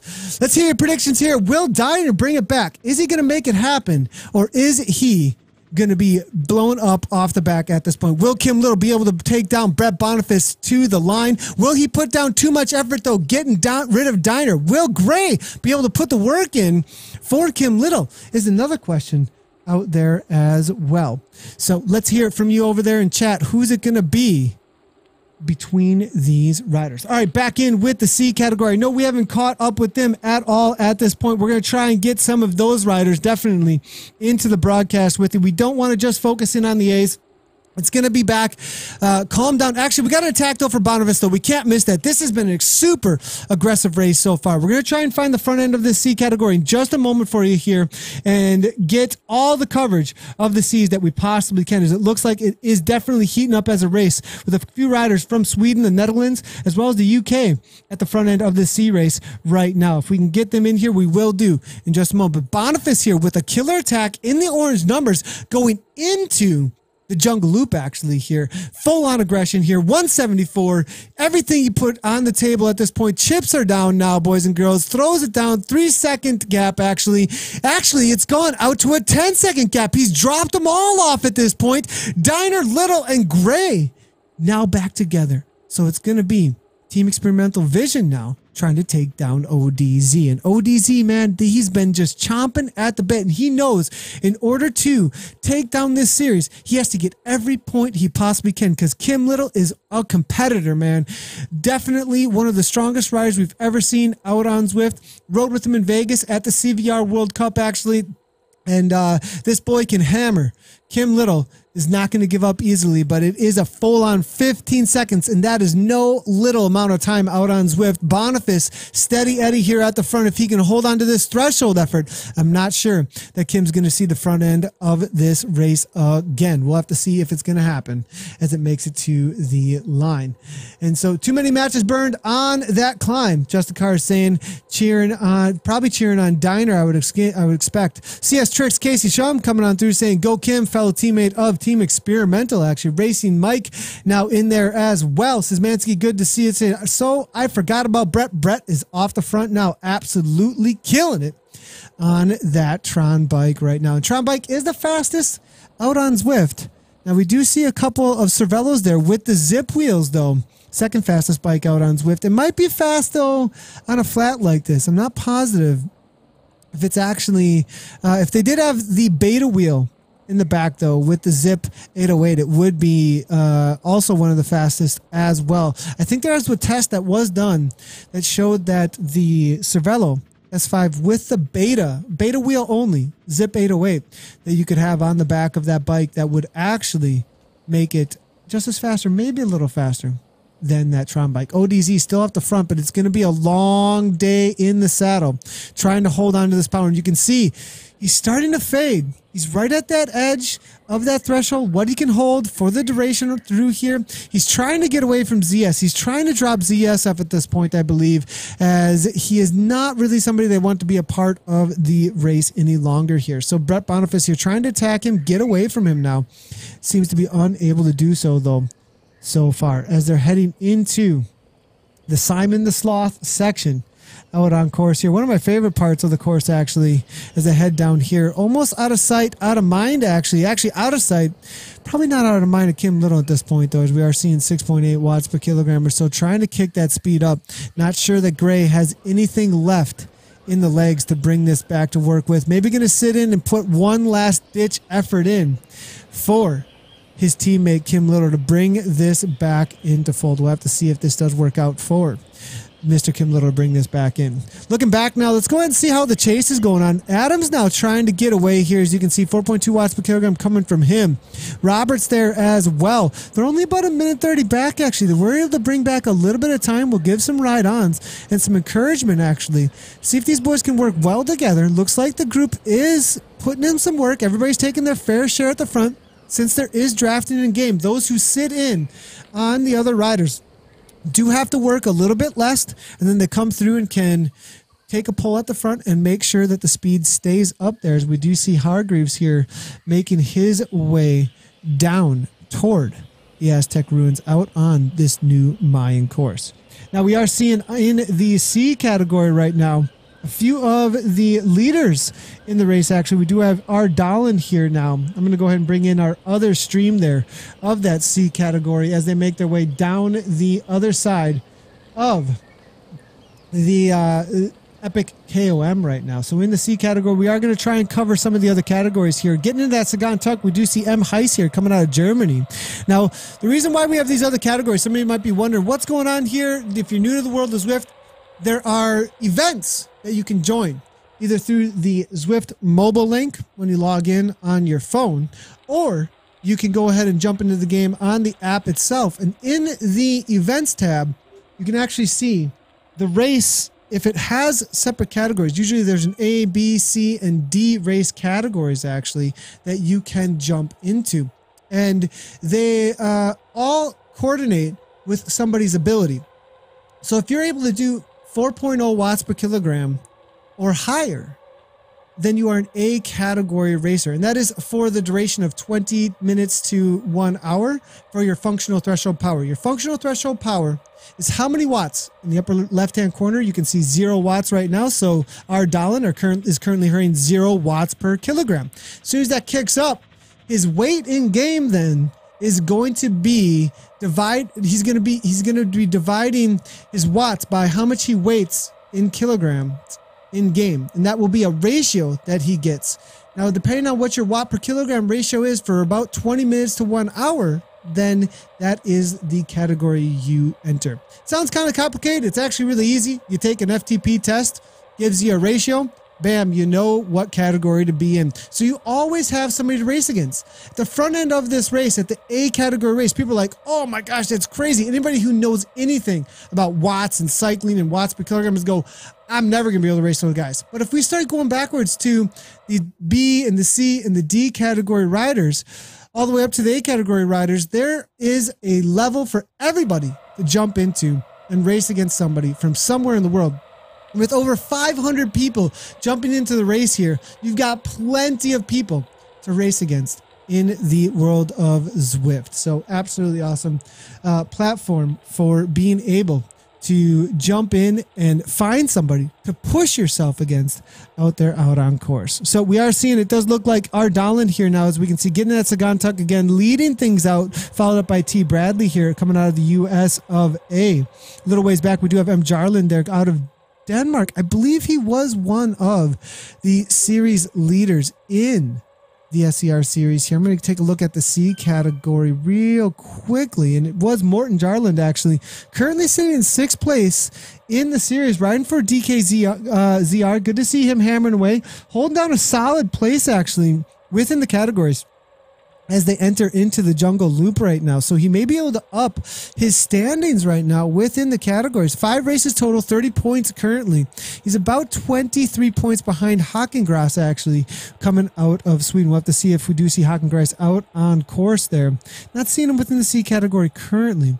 So our Dahlin here, about 7 seconds back, 7 seconds up. Probably going to be closed down on pretty quickly here by Bradley and Jarlin, who's going to be super motivated to close that down, hold on to Anderson's wheel, close that down, maybe be able to sprint it out at the end here in a little bit for some of those top spots and a few more points in that C category now. So looking back into the A category, they are heading through the tunnel here over on that rickety bridge as they make their way through the halfway point. This is that chase group containing Mr. Tom Hargraves in that ZA kit, riding for ZHQ and Noon Sigma Sport. We do see Diner, who was almost caught Boniface. Boniface still with about 17 seconds, kicking one more time. Diner here trying to close it down, 5.9 watts per kilogram as they begin the climb. It looks like out of the Mayan ruins down in the valley here between the Epic KOM, actually, that we did see them go over just a moment ago. It's one of the coolest things about this addition to Zwift, actually, is that on this big loop, they actually climb the Epic KOM, descend down the other side of the Epic KOM, and then head into a valley that's between those mountains that they did just climb, and then they'll be heading back on over to the volcano expansion as well. Absolutely awesome course to be doing out here. Now we are seeing Diner here starting to kick in the 6 watts per kilogram. Boniface might be second guessing this attack that he took now. It is a false flat now. It's a good point in order to try and drop some people off. Kim Little still sitting on. Gray able to hang on, looking to do some work maybe for the current series leader, Kim Little, to the line. What a battle we have here playing out on course between some of the strongest men in the world of Zwift right now. Diner hanging on now, coming out of Germany, it looks like, kicking it a little bit. Kim Little, one last little kick now, down to 12 seconds, down to 4.2 watts per kilogram. That's what you got to watch when you start heading uphill. It's all about how many watts can you put out compared to how much you are weighing. What can you do against gravity on those uphill sections out on course here? So looking through here, got a few more comments coming through. Got some questions about what is going on. Is Nathan controlling this? No, I'm not controlling this. I'm not using my hands to control this. These are actual real people from the actual countries that you are seeing on the right hand side of the screen. Brett Boniface, coming from British Columbia, is hammering right now. 6.5 watts per kilogram, trying to get away from a man out of Germany named Philip Diner, riding for Vision Cycling, 9 seconds back, putting everything on the line at 174 beats per minute, leading out 2 riders riding for Team Experimental there. That is Kim Little and Sean Gray at 7.7 watts per kilogram with real heart rates, real power into these pedals, and using those tactics in game as well to hang onto those wheels, get a little bit of reprieve as they head into what's going to be coined the Indiana Jones rope bridge, I believe, on this new expansion. One of the coolest points out on course for sure. So these are people on machines or something. Good to see you there, Wilson 0121. These are people on real bikes that are connected to trainers. They could be a smart trainer, a dumb trainer, or a bike with a power meter on it that is communicating actual wattage to a little USB stick or to their iOS device in order to communicate to the game, actually. So it's an actual program that picks up the power effort from almost anything in the bike industry that's made for indoor training, actually, on a bike, actually. So it's actually a program called Zwift that has made software that does not use a proprietary piece of equipment to Zwift. Uses almost any piece of equipment that is in conjunction with indoor cycling or running, actually. You can actually also run with an avatar in Zwift with other people. Cycling made social for everybody. So looking through here, Diner now kicking a little bit. Boniface doing one last kick. This is actually the sharpest point out on the Mayan expansion at that 8% uphill gradient. A little bit of a kick here from 12 watts per kilogram. Full on sprint there coming from Boniface from ODZ. Kim Little trying to kick one more time up in that 24 miles per hour, trying to keep it as high as they possibly can. They've been chasing Boniface for almost 10 miles now at this point. What an effort here from all of the riders all around at the front end of this race right now. Gray now 1.6 watts per kilogram, just trying to hold on at this point now. And Z Grinder saying this looks badass. Actually, it is definitely BA. We've got pro riders, we've got amateur riders, we got up and coming riders. There's so much cool stuff going on in Zwift right now. Team Dimension Data, as well as Canyon SRAM, just put on in conjunction. Those are two pro teams for those of you guys who don't know. They just put on in conjunction with the Zwift Academy a pro contract giveaway. They're currently in the semifinalists right now for the top 10 in the men's and the women's in a selection process for the Zwift Academy. So it was open to anybody who was U23 in the men's, and then also open to all women actually for a pro contract at the end of the Zwift Academy program. The 10 semifinalists in both of the academies have been selected at this point, and now we are moving on into the next selection of the 3 finalists after the top 10. Actually, it's a very cool program. And then after those 3 have been selected, actually, for both the men's Zwift Academy and the women's Zwift Academy, we will move on to the final selection with real in-life training camps with both Team Dimension Data and the Canyon SRAM women's team to select one rider from both of the programs that will get pro contracts for the 2018 season, actually. So there's so much going on in this world when it comes to the conjunction of in real life fitness, in real life cycling, going into the virtual world of the racing, the training, the group workouts, the social rides, the academies. So much going on out on Zwift. It's almost too much to talk about in one broadcast, but welcome to the world. Welcome to the world of Zwift Community Live. And we are here almost daily highlighting all that is awesome about the Zwift community. Looking through here, maybe 10 more minutes for the lead pack. Yes, free frequency. Probably about that. I would say right around there is right around what we are going for. Thanks a lot for the ride-ons there, Scheme. Appreciate the subscription over on Twitch Prime for sure as well. Good to see you bringing those through as well. And actually, I've been saying that as well about getting these in at the at some gyms. And as we watch these riders hammer away for the finish of the race here. Boniface still 11 seconds up, man. Will they be able to bring this back in? They still have the volcano course to finish up here, but definitely something to be watching out for out there as far as places to do a Zwift experience. I've been saying it for a little while now, but you can actually bring your iOS device to a gym if they do have a Bluetooth ability to connect. You might be even do something with an ANT Plus connection too if those bikes or treadmills do have the ability to connect. So iOS devices currently should be able to use Zwift at some of your gym equipment, actually, if it is currently up to date with the latest signals that they can send out. Now, it does look like Boniface has been caught by one of the other riders there. It looks like Diner here right along with Little now making their way around the course. It does look like they were able to drop off as Gray. That's going to be better for Diner as they make their way down into the volcano course.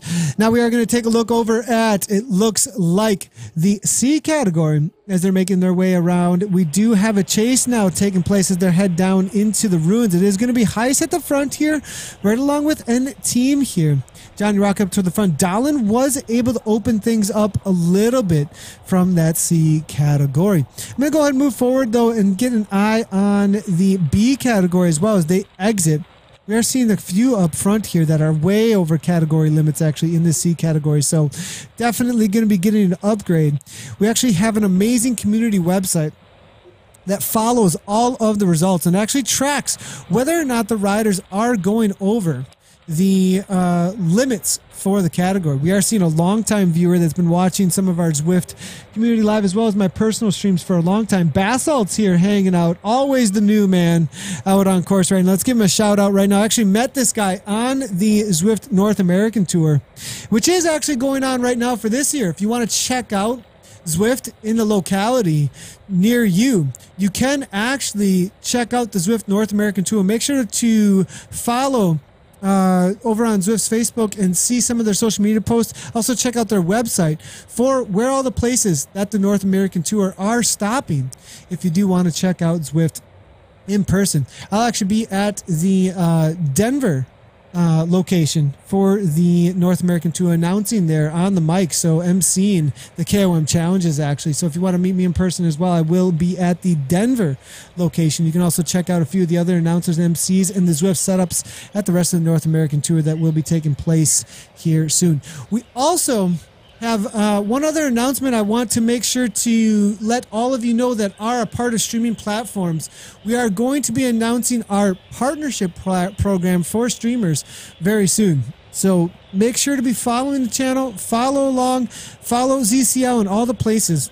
Looking forward to announcing the place for the signups for our partnership program in the future here. So that will be coming together soon. The details to be announced soon about that, for some amazing incentives to put together some high quality streams and partner with those who are super excited about the platform that is Zwift and want to get involved in this fitness community here over on Twitch.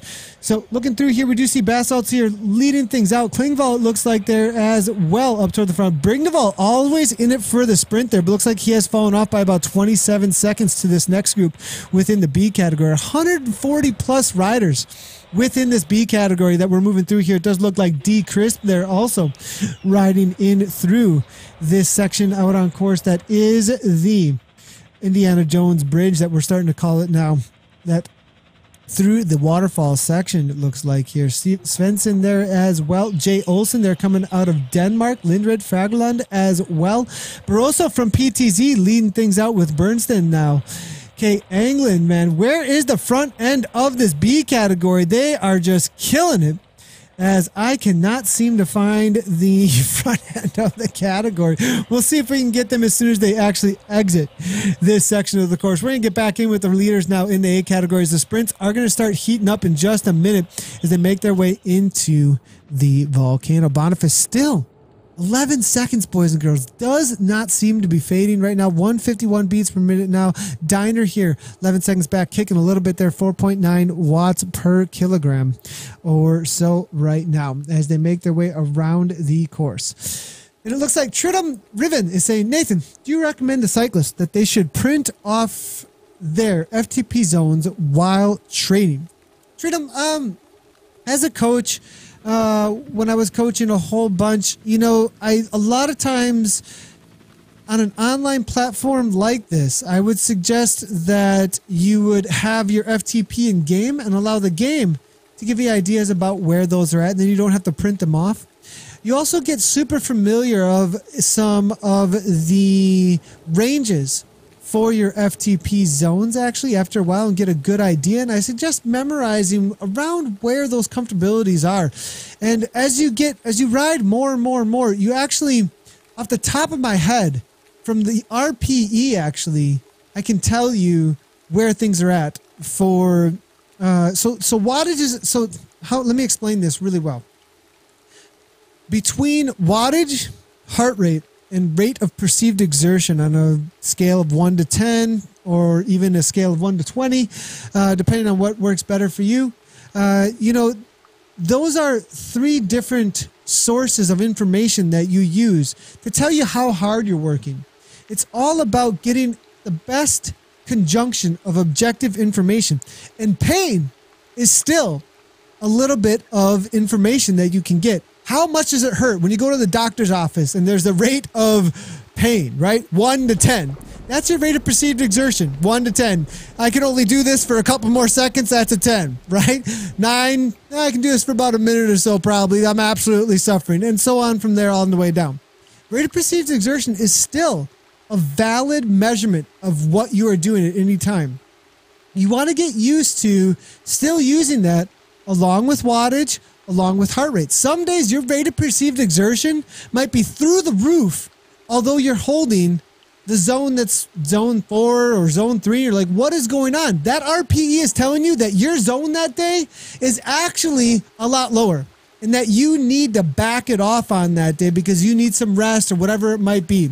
Your heart rate might not be responding on a day. It's also another objective source of information. Now, obviously, wattage is the best source of information we can get because it's actual power. When you're lifting 50 pounds 10 times, you know that, maybe that's what you can do for 10 times. Then you get stronger, you can do it 15. It's the same thing with wattage. I'm doing 320 for 5 minutes. Then I can do 320 for 10 minutes or whatever that random number is you want to throw out there about what you can do for different peak powers for different times. Great.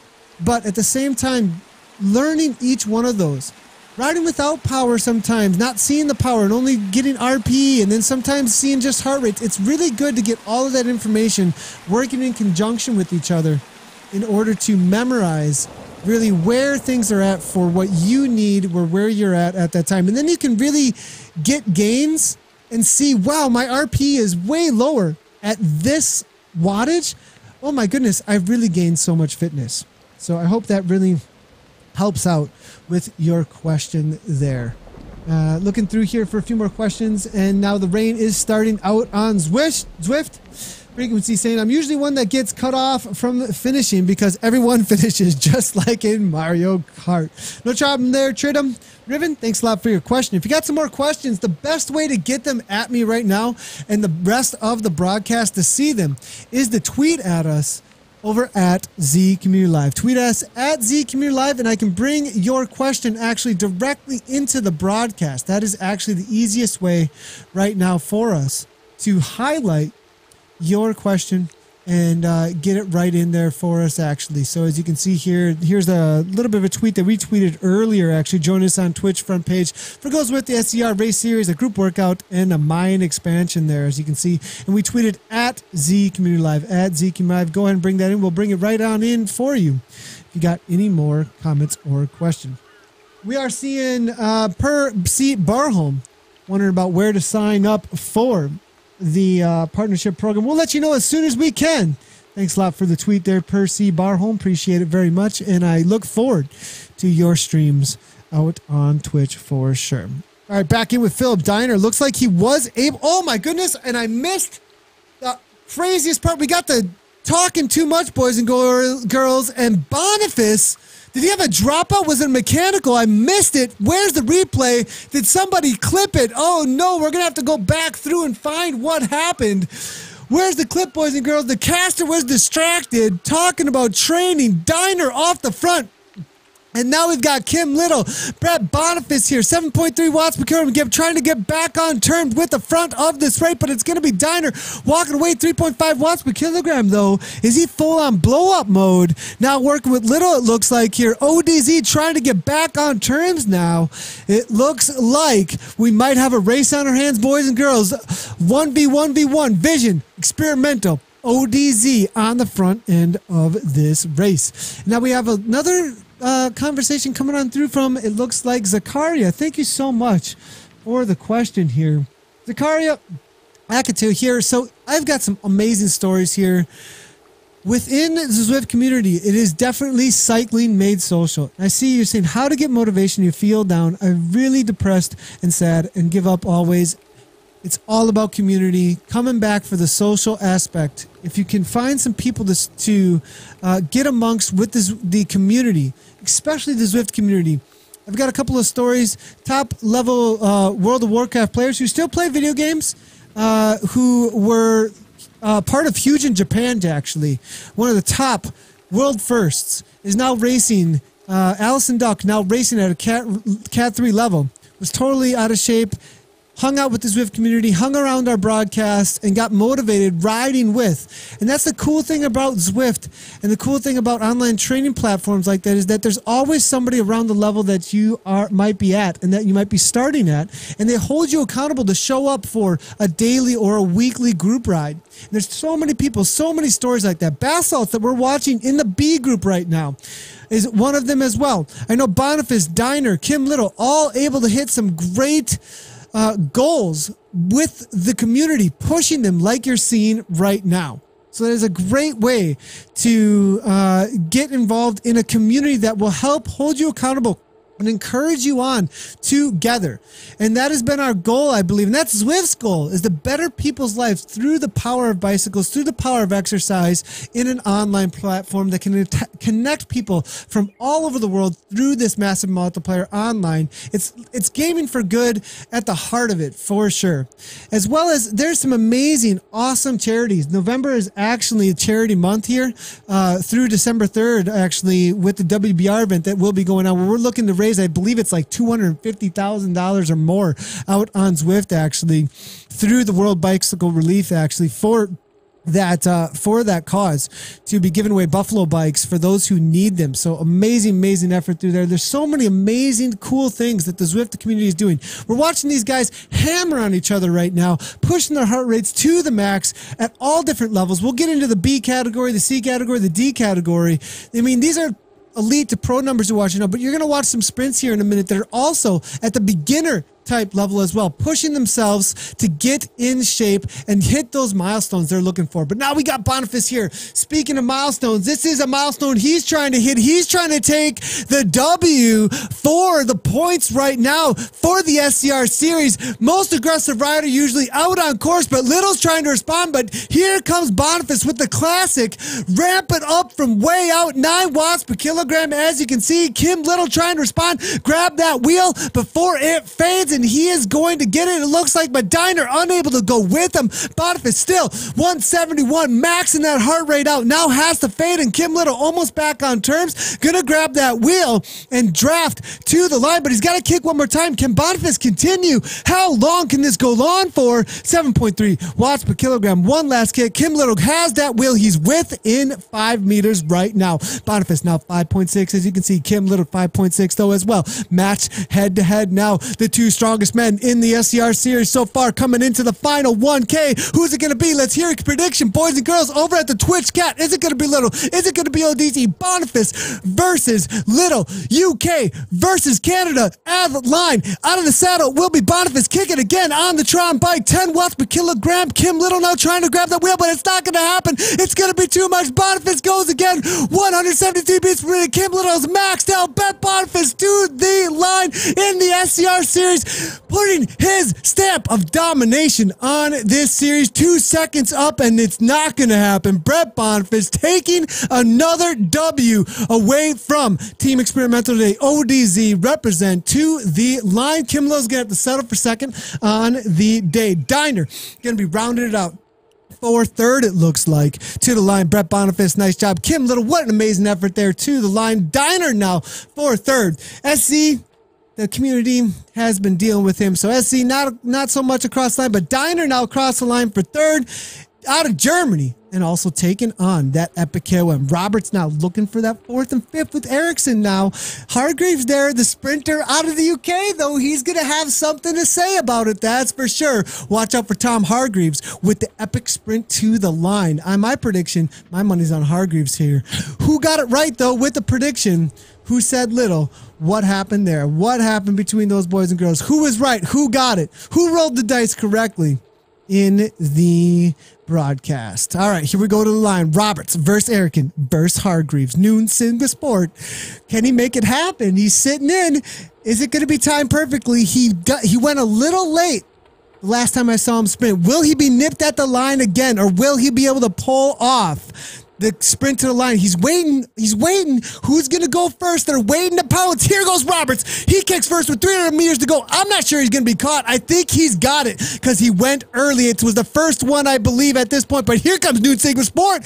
Kicking it. 13, 15 watts per kilogram. The speed is so high. Noon Sigma Sport to the line. Tom Hargreaves, Zwift HQ, killing it. 14 watts per kilogram, boys. We're going 40 miles per hour. What an amazing effort there coming from Hargreaves. Ride on Hargreaves. Takes it down for 4th place across the line. All right, let's get back in with the B category as they make their way to the line. They're coming around for their sprints. Let's see if we can find those rest of the A's, though. So here's what happened here. We're in spectator mode, and we left the event because those guys crossed the line. So now we got to find the rest of the boys and girls. Let's go ahead and kick it into what we do have over at the volcano right now for the B's and the C category. We are looking at Fagerland here coming out of Sweden. It looks like with Olsen. They're heading into the volcano here. We'll see if we can find the front end of the A race here in just a moment for the rest of the sprints as we watch these boys try and chase down, it looks like, P10 Hove as well as a few others up ahead as they make their way around course. There was a huge gap though, and that's what the climb up the Epic KOM does when the power to weight ratio kicks in on the gravity. That is when the cream of the crop rises to the top of that Epic KOM, and you know who's who for the power out there out on course. All right, looking through here, we got a lot of comments coming on through. There are a lot of people. What are going on here? I am not controlling this with my hands. This is real efforts from real people. For those of you, why is this guy screaming at the screen of people just controlling avatars with like a Tour de France type game, right? No, that's not what's going on. These are real efforts. We're seeing 350 watts right now from the man out of Denmark, actually in the other A feed. They're making their way to the line. S-Bay versus Matt Johnson. Matt Johnson needs these points. ODZ again trying to represent because he was sitting in third on the day in the series, but no, will not happen. Now looking back, it's going to be Sullivan and the rest to the line. We lost him for just a moment there. There's Sullivan now. Looks like he's going to get the better of the rest of the boys to the line. Bergholt now to the line with Mac D from TFC, Larson, and then it is McCormick all to the line as well. Then looking through here for the B category as they make their way to the line. It looks like this is the front end of it, I believe. Maybe a few others, though, as we move our way forward. It looks to be England. Avelsberg there as well. Haagensen. I wouldn't be surprised, actually, if there are quite a few up toward the front, actually. Nordstrom here with Hicks, as well as it looks like Odegaard now and X-Tackle now making their way to the line. Let's go ahead and take a look real quick over at ZwiftPower.com, actually, as we are able to see what the results are so far for the A's as they make their way to the line, because it is also going to give us some information about the B category as we look through their efforts right now. But as we see here, it is Brett Boniface did take first place across the line there in 1 hour almost flat. Kim Little followed him up just a little ways behind, followed up Philip Diner. Zor will, I not believe, be counted in the results. And Sean Gray, Tom Hargreaves then across the line in fifth there. Moving our way down, it does say Ed Cox across the line within category limits, followed by Two Wheels and then Ian O'Connell, but he was a little bit over category limits there, as you can see, with a 4.0 watts per kilogram. A few more now making their way to the line, though, as we can see with Odegaard now being chased down by Nordstrom. And it will be, it looks like Larson from the Race WBR team, actually. We were talking about the World Bicycle Relief Charity. He's riding for him in a game, but it will be Hagenbakken, who might have something to say about that from Norway, from the GTD team. A couple of the riders there also from the A category. G. Jones here, followed up by Williams now starting to open it up for the KISS Racing team. Looks like he's also got one of the KRT boys right on his wheel. It is going to be Dafford Williams here making his way. A. Jones there from PTZ. Now Hagenbakken there trying to make his way to the line there. 10 watts per kilogram. 1,000 watts, boys and girls. Gets the better of all of them, it looks like. 1,000 watts. Jay Lecoq there is going to be taken second, it looks like, from the KRT team with one last little kick to the line. A. Jones then, next one across the line for the PTZ team. Nice job to the riders there as they come across the line. See if we can find the rest of the riders for some of the B and the C category. Otherwise, we might have to call that for the rest of the racing today as they do make their way around the course.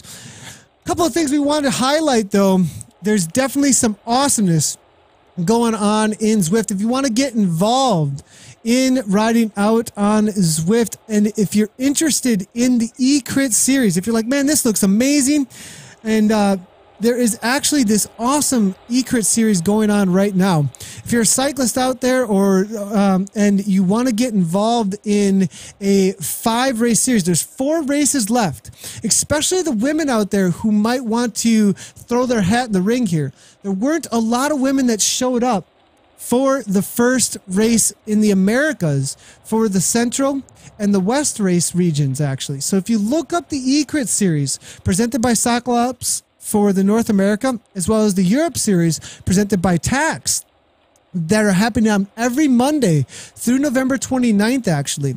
If you got to look this up, though, on Zwift's website for the events. They have this series go on where if you do the series and you place within the top 10 for North America or for Europe, for those regions, you are able to get an invite then to the live eCrit arena then, where you'll be able to race against the top 10 in those series, actually, in a live event for cash prizes, actually. So if you want to check that out, I'm actually calling out to the women out there, the Zwifters who are out there, as well as those who might want to jump on Zwift and give it a shot with an eCrit series. We've got some live virtual racing that actually has a prize in it now every Monday through November 29th. Obviously, restrictions do apply. You need to read about all of the rules in order how to get involved in that racing. But we will be covering that every Monday, actually. We got about I think it's 6 to 7 hours of broadcasting every Monday for those virtual events that you can check out. Let's see if we can find some more of the riders here in just a moment. But let's go ahead and see what the results do say there for that B category. It was Ed Cox, followed by Two Wheels, and then Ian O'Connell. As we said earlier, it was Brett Boniface, Kim Little, and then Philip Diner for the top 3 in the SCR series. Monty with a 4.7 in the C category. Nope. Going to get an upgrade on the Go-Go Power Ranger with the Z Power as well. So time for an upgrade. Everybody gets an upgrade. Where is my Oprah Winfrey meme when I need it? Looks like a few of the C category riders still making their way to the live. We'll see if we can find them out on course as they do. But this is ZwiftPower.com. For those of you maybe not registered yet that are Zwifters over at ZwiftPower.com, make sure to head on over and go ahead and log in or register, for an account over there. If you are a racer out on Zwift, that is the best way actually to get all of your results registered over there. I'm going to go ahead and check out some of the social media integration as we wait for a few of the racers to get out on done out on course. We are seeing Matthias Benates there come on through. Says, good to see you out on the Twitch front page. Well deserved. Thanks a lot. I appreciate the compliment there, Matthias. Always good to see you out there as well. And amazing effort coming from Zachariah there. I like the positivity and lovely vibes. You are Shane. Thank you for answering my question. And have a wonderful day and keep up the good vibes. Will do, Zachariah. Hope to see you out on the world of Zwift. If you're looking to get involved, we are here almost every day, and there's plenty in the community that are more than willing to help you out with getting involved in Zwift. Nathan, name one feature you'd add to Zwift right now to make it better. Brian Downey, oh boy. From a broadcaster standpoint, I would really like to be able to, now this is from a selfish broadcaster standpoint right now. I'd like to be able to click through all of the categories right now in the event, as well as swap events live. The other things that I'd like to see as a gamer, there's so many of them. Okay, one thing I've been vying for a long time that I think is a long ways off at this point, but maybe not, we'll see, would be a dual slalom downhill course that is a part of workout mode that you could queue up for. Like you could like you queue up for arenas, right? Or you queue up for an Overwatch competitive, right? And or it could be quick play. Who knows if you don't really care? There could be different ways you could have a competitive ranking, or you could have like a quick play like ranking that doesn't matter quite as much. So that's like the Z Power guys and the guys who are maybe a little less verified can be a part of that. But then if it's like competitive ladder, it has to be like verified people, and you have like a ladder on it or whatever. But you're able to queue up, and you get queued up side by side or 4v4 or even a BMX track with like 8 lined up, and you have to hold certain wattages or certain levels of FTP in order to hit certain parts of the course correctly And if you don't hit those numbers, you get punished for it, right? You end up crashing and you got to get up in it and get better stars each time on the workout in order to get the jump or hit the downhill correctly. That'd be the coolest feature, I think, in my opinion, as a mountain biker. I would absolutely love that. That would be absolutely amazing, Ryan Downey. But thanks for the question. That is the one thing that I would add, but I think the devs are working on a lot of other cool things right now than dual slow and downhill. But you might get a few more of those Red Bull Rampage boys out on the platform, perhaps, maybe, if you were to make that feature. Keep the questions coming. Keep them coming right now before we end the broadcast, boys and girls, as we finish up here. Love to hear all you have to say about Zwift out there for sure. That's an interesting approach, as opposed to power as a reflection of simulated speed, but have it as conditional for triggering environmental effects. Exactly, frequency. That is exactly what we are talking about. All right, looks like we are unable to find the rest of the categories. I apologize, you guys. I was trying to stay with them, but we are unable to do so. But we had an amazing time with our first feature on ZCL on the Twitch front page. Thanks everybody for tuning in. If you haven't done so already, make sure to hit that follow button for all the times that we do go live. The best place to follow for live streaming is on a streaming platform.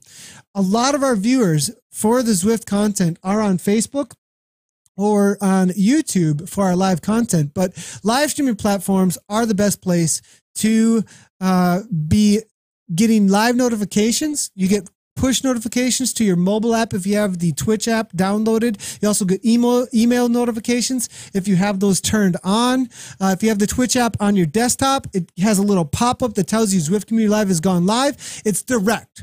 Whereas on Facebook or to YouTube, you usually don't get as many direct things right to you. So live streaming platforms also have great community building things. And that is also the place that our partnership program will be announced as well, and aimed at will be over on the Twitch platform. So thanks everybody for tuning in. Speak now or forever hold your peace. For any more questions or comments that you might want to bring through. What is this about Zwift? I'm saying, I really want Nathan Garrett in black eyeliner. Tell me about Zwift streams. Wait, what? What are we talking about here now? Thanks, Nate. Great broadcast. Time for some PUBG streaming. I'm with you. Let's go get it done. I'm going to head on over to my personal stream and do some PUBG maybe. Sounds like a lot of fun. For those of you who are interested in that, I do stream that as well as Zwift over on my personal place. Looks like here. And looking through a few more of these. In my honest opinion, just my own opinion, an entry-level smart trainer, an inexpensive single-speed sided power meter is a better investment than a high-end trainer.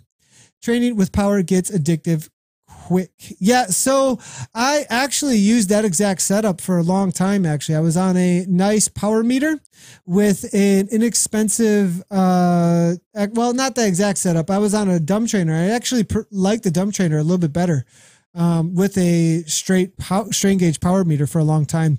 I just liked the way that I was able to control my intervals for my power very directly. I also liked how the direct response came from the strain gauge power meter as well. So definitely loving that. Going to take a look at our social media integration one last time to see if any more came through. Looks like it's gotten a little quiet over there. So that's going to be it for me.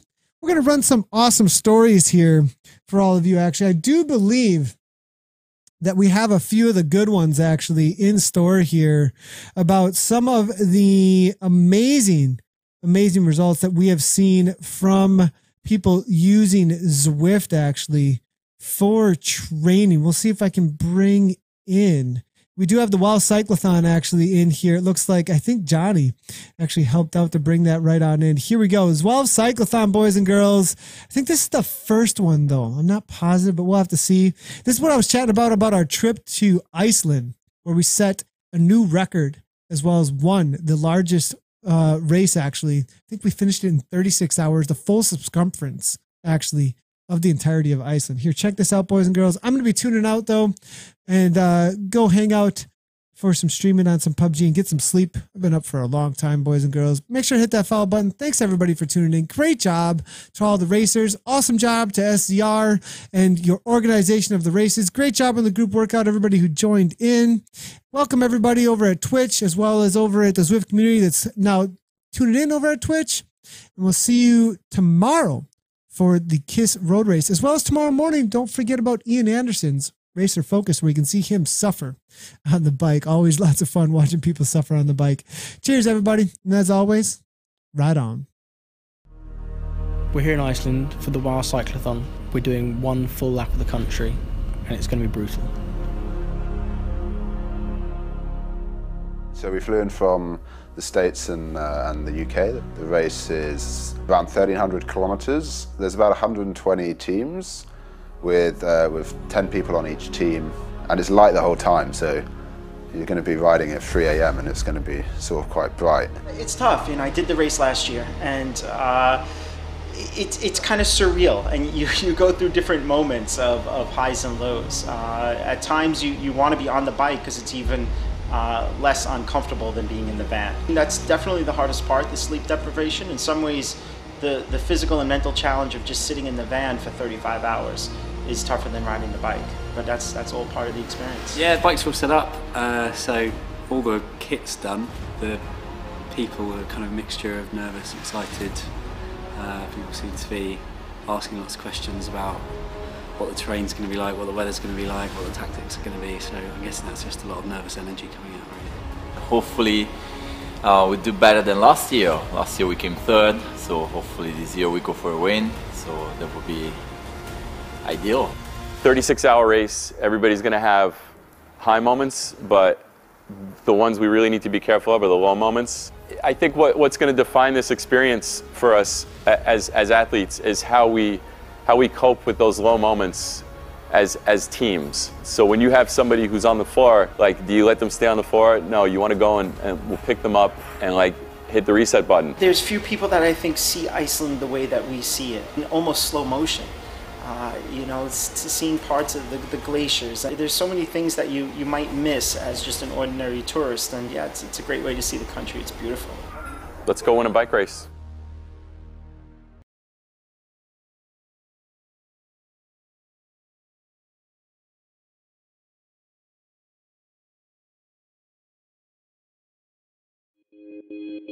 Growing up in Australia, you only really heard about two races, and that was the Tour de France and Paris-Roubaix.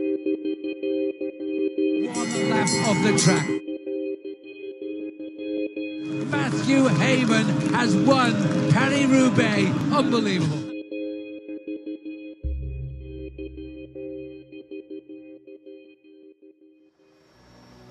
Oh, we've had a mass crash behind. A mass crash behind, several riders, and a couple of them not looking too good, I'm afraid. I remember quite clearly watching the opening classic of the season, Het Nieuwsblad, and I was back in Australia watching it late at night, and we saw Matt crash in that race, and the camera panned in on Matt. And normally when Matt crashes, he gets up and rides straight away, but this time he got up, walked to the side of the road and sat down and held his arm, and that was when I knew it's not going to be good, and everyone realised what it meant for the season, and the talk was the classics are out of the picture now. One rider from Orica Green Edge, with the size of the frame, you'd have to guess that it's Matt Hayman. First thing that goes through your head is all of that work is just like all of that work.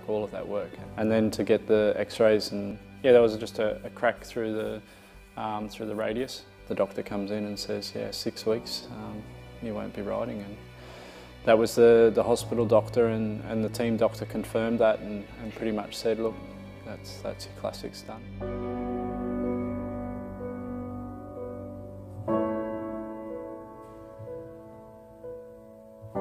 I think most bike riders, when they're either not on a bike or not at a race, they don't feel like they're a bike rider. And when those things are taken away from you, it's pretty hard.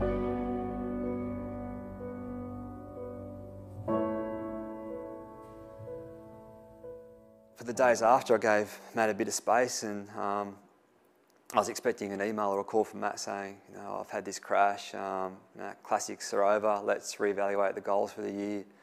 But the The message I got was, I've broken my arm, but I'm on the trainer now, and what are we going to do? You know, in hindsight, obviously I'm so glad I didn't, but logically, when you've had a break like that, you probably should just, you know, take some time off, relax a bit, and set new goals. He sent me a photo of himself on the trainer with his arm on the ladder in front of him, and he said that someone had recommended this program, Zwift, and it might be something of interest that we could use. Straight away, I could see that it was very engaging for the athlete and motivating. At first, I suggested, okay, let's do some 1.5 or 2 hour sessions on it.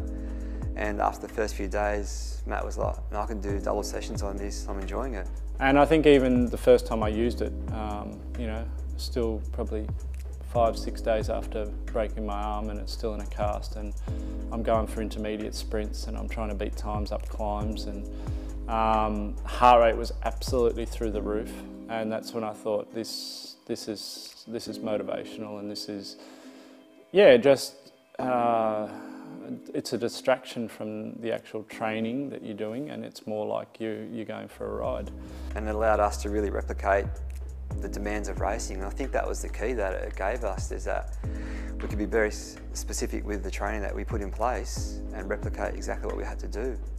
It ended up being a blessing in disguise. It was a bit of an emotional roller coaster, you know, doing these things and asking yourself, are you just pure crazy, or is this going to amount to anything? So we then spent the next 3 to 4 weeks on the trainer, and we did certain efforts that replicated the cobbles of Roubaix. And I think to be in a closed environment and to have the athlete thinking about Roubaix and imagining themselves riding there, that imagery is very important. I don't think Matt's position in the team was guaranteed until a week before Paris-Roubaix.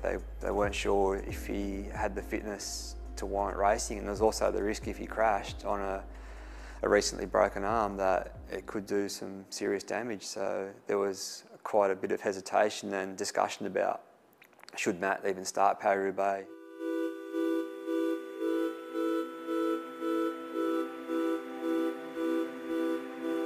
When I talk about Roubaix, and it's the race that, you know, is something special. Just saying the words then gives me goosebumps. And it is hard. It's hard, and there's a lot of cobbles, and it's rough. But I also say, you know, in all the cycling I do, it's the one place I want to be on that day in April. So we got to Roubaix, and I said, you know, do the tyres fit in that bike? And the team said, yeah, this version of the foil, we can fit the big tyres in, so that's not a problem. But we've got these 2 other bikes for you. I said, look, I'm going to ride that bike. I know it works. I've raced this last weekend in Spain on it. I feel comfortable on it.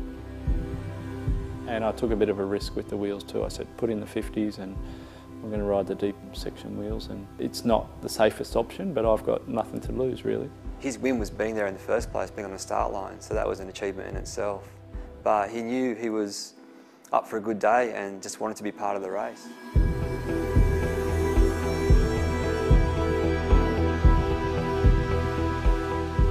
This is a big one for us, Paris-Roubaix, 2016.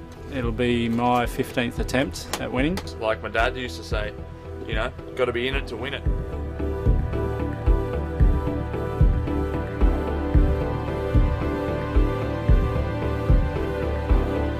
There was 2 or 3 guys designated to try and have one of our team represented in the breakaway, and we're racing for a good couple of hours. And I saw an opportunity there and thought, well, I'm still fresh. I haven't been jumping for 70 odd K, trying to get in any moves, and I jumped and got away. Come on, Matthew, come on, come on, come on, come on. Very well, and we can see Heyman coming back here. Heyman returning, what a ride this has been. Yeah, that's, I guess, the first time I started to believe, when you come back to those guys in the final of the race, and they started to believe too, maybe. Come on, Matt, come on, come on, come on.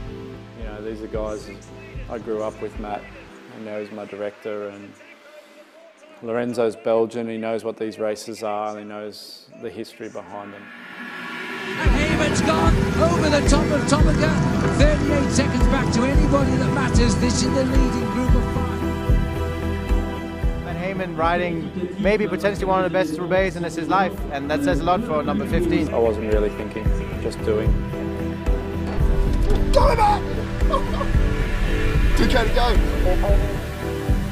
6 metres, 7 metres. Matthew Hayman has attacked over the 4-time winner Tom Bonin. The other three are looking at each other. Bonin, he's struggling to come back in the wheel. Matt Hayman, he's reaching out towards the trophy. Here is a golden opportunity. If you're Matthew Hayman now, you've got to stay in the wheel. He's doing his best 10 seconds. Fresh. He does it now. When he came into the velodrome, it was just himself and Boonen and Sepp Van Mark, and I was thinking, hey, okay, this is great, we're going to get a podium here, podium's guaranteed. But then 2 other riders tacked onto the back of him on the velodrome, and it was a 5-up sprint. Now we go round to the bell, 1 lap of the track. Belgium versus Australia. Inside the last lap, it could be a world championship on the track. We are 5 riders for the sprint. And they're going right up the banking. Matty Hayman comes down, looks for the wheel there of Tom Bonin, but as they line themselves up, Bonin is in the first position. There's still a long way to go. To see Matt lead it out, and I kept saying, you know, he's going to win, he's going to win, he's going to win. Hayman is leading out. It's Stannard around the outside. Hayman with his nose in front. Bonin is trying to challenge, but it's Matthew Hayman.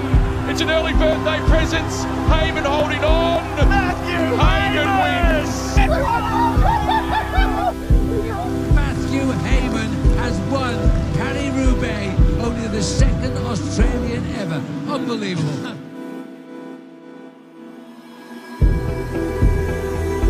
Turns 38 in 10 days.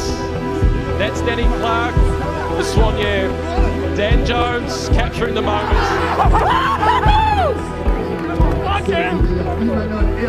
Oh my God.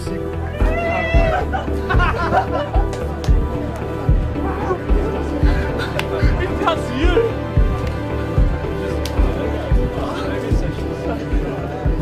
Oh man. I actually have trouble watching. I haven't actually seen the whole race because I get a bit too emotional, and I just don't really want to go through 5 or 6 hours of that. You don't want to talk about his age too much, but he's like a junior. He's motivated again, he's got goals to win, and while he's got his own personal goals, he really wants to share his experience and his value with his teammates. For Roubaix, you know, always keep riding in Roubaix, but it's probably actually been something that I've used for my whole cycling career, that just keep plugging away. And yeah, I guess persistence is a word that I wouldn't mind people using if they're talking about me at the end of my career, that, you know, I didn't give up. And I guess it's for guys like that now, they can see that, you know, they've been close to the front themselves. If you just keep trying, who knows? You know, the night before Roubaix, I've said it before, for me it's like the night before Christmas, and after Roubaix you realise you need to wait another year to do another one.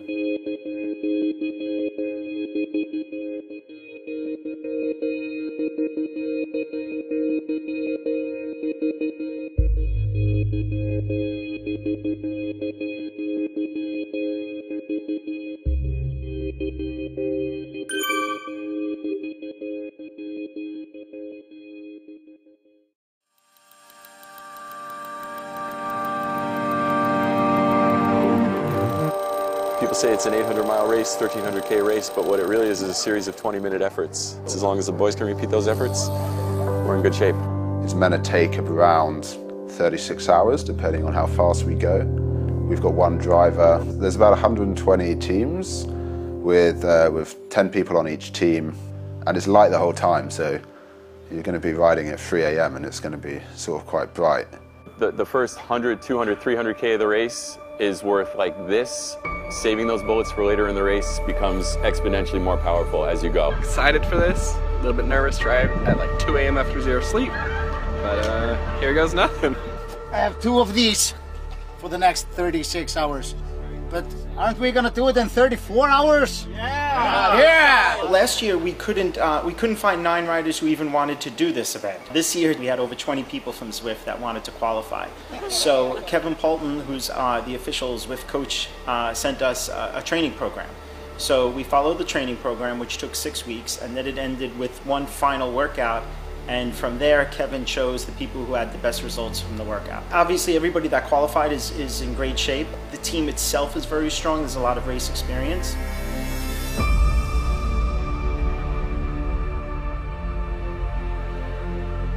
Tough part is the lack of good night's sleep. A bunch of people crammed in tight quarters in a van isn't necessarily conducive. 25 hours in, my hair's looking okay. Pretty greasy, still some volume there.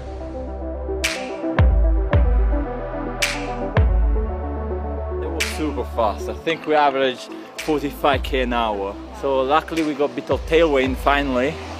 So let's try to set a new record. You have so many trips into the red zone as an athlete. Like, how many times can you hit peak power? How many times can you hit 200% of FTP? You want to save those for when you really need them, not for when you want to show like how strong you are and how good you are. And that's not what it's about. It's about trying to be the first across the line when we get back to Reykjavik. It's almost 3, just past 3. We've got 150 odd Ks to go, I think. Everyone's pretty tired.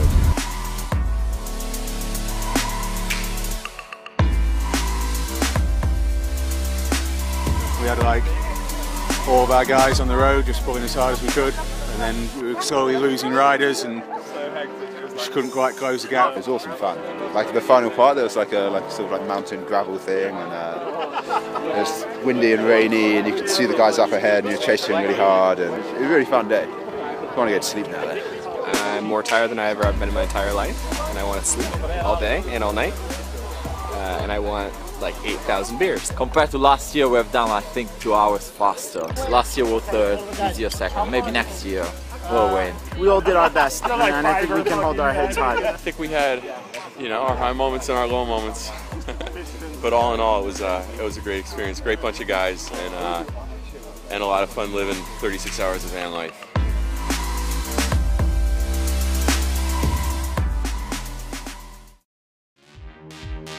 Team Dimension Data it was just a club a few years ago. It was a small club racing in South Africa, and to see what it's grown to be, a World Tour team winning stage of Grand Tours, it's pretty phenomenal now. We do something different. We support a charity called Becha, and we always do a bike handover every year. It really gives a whole different perspective to why we race.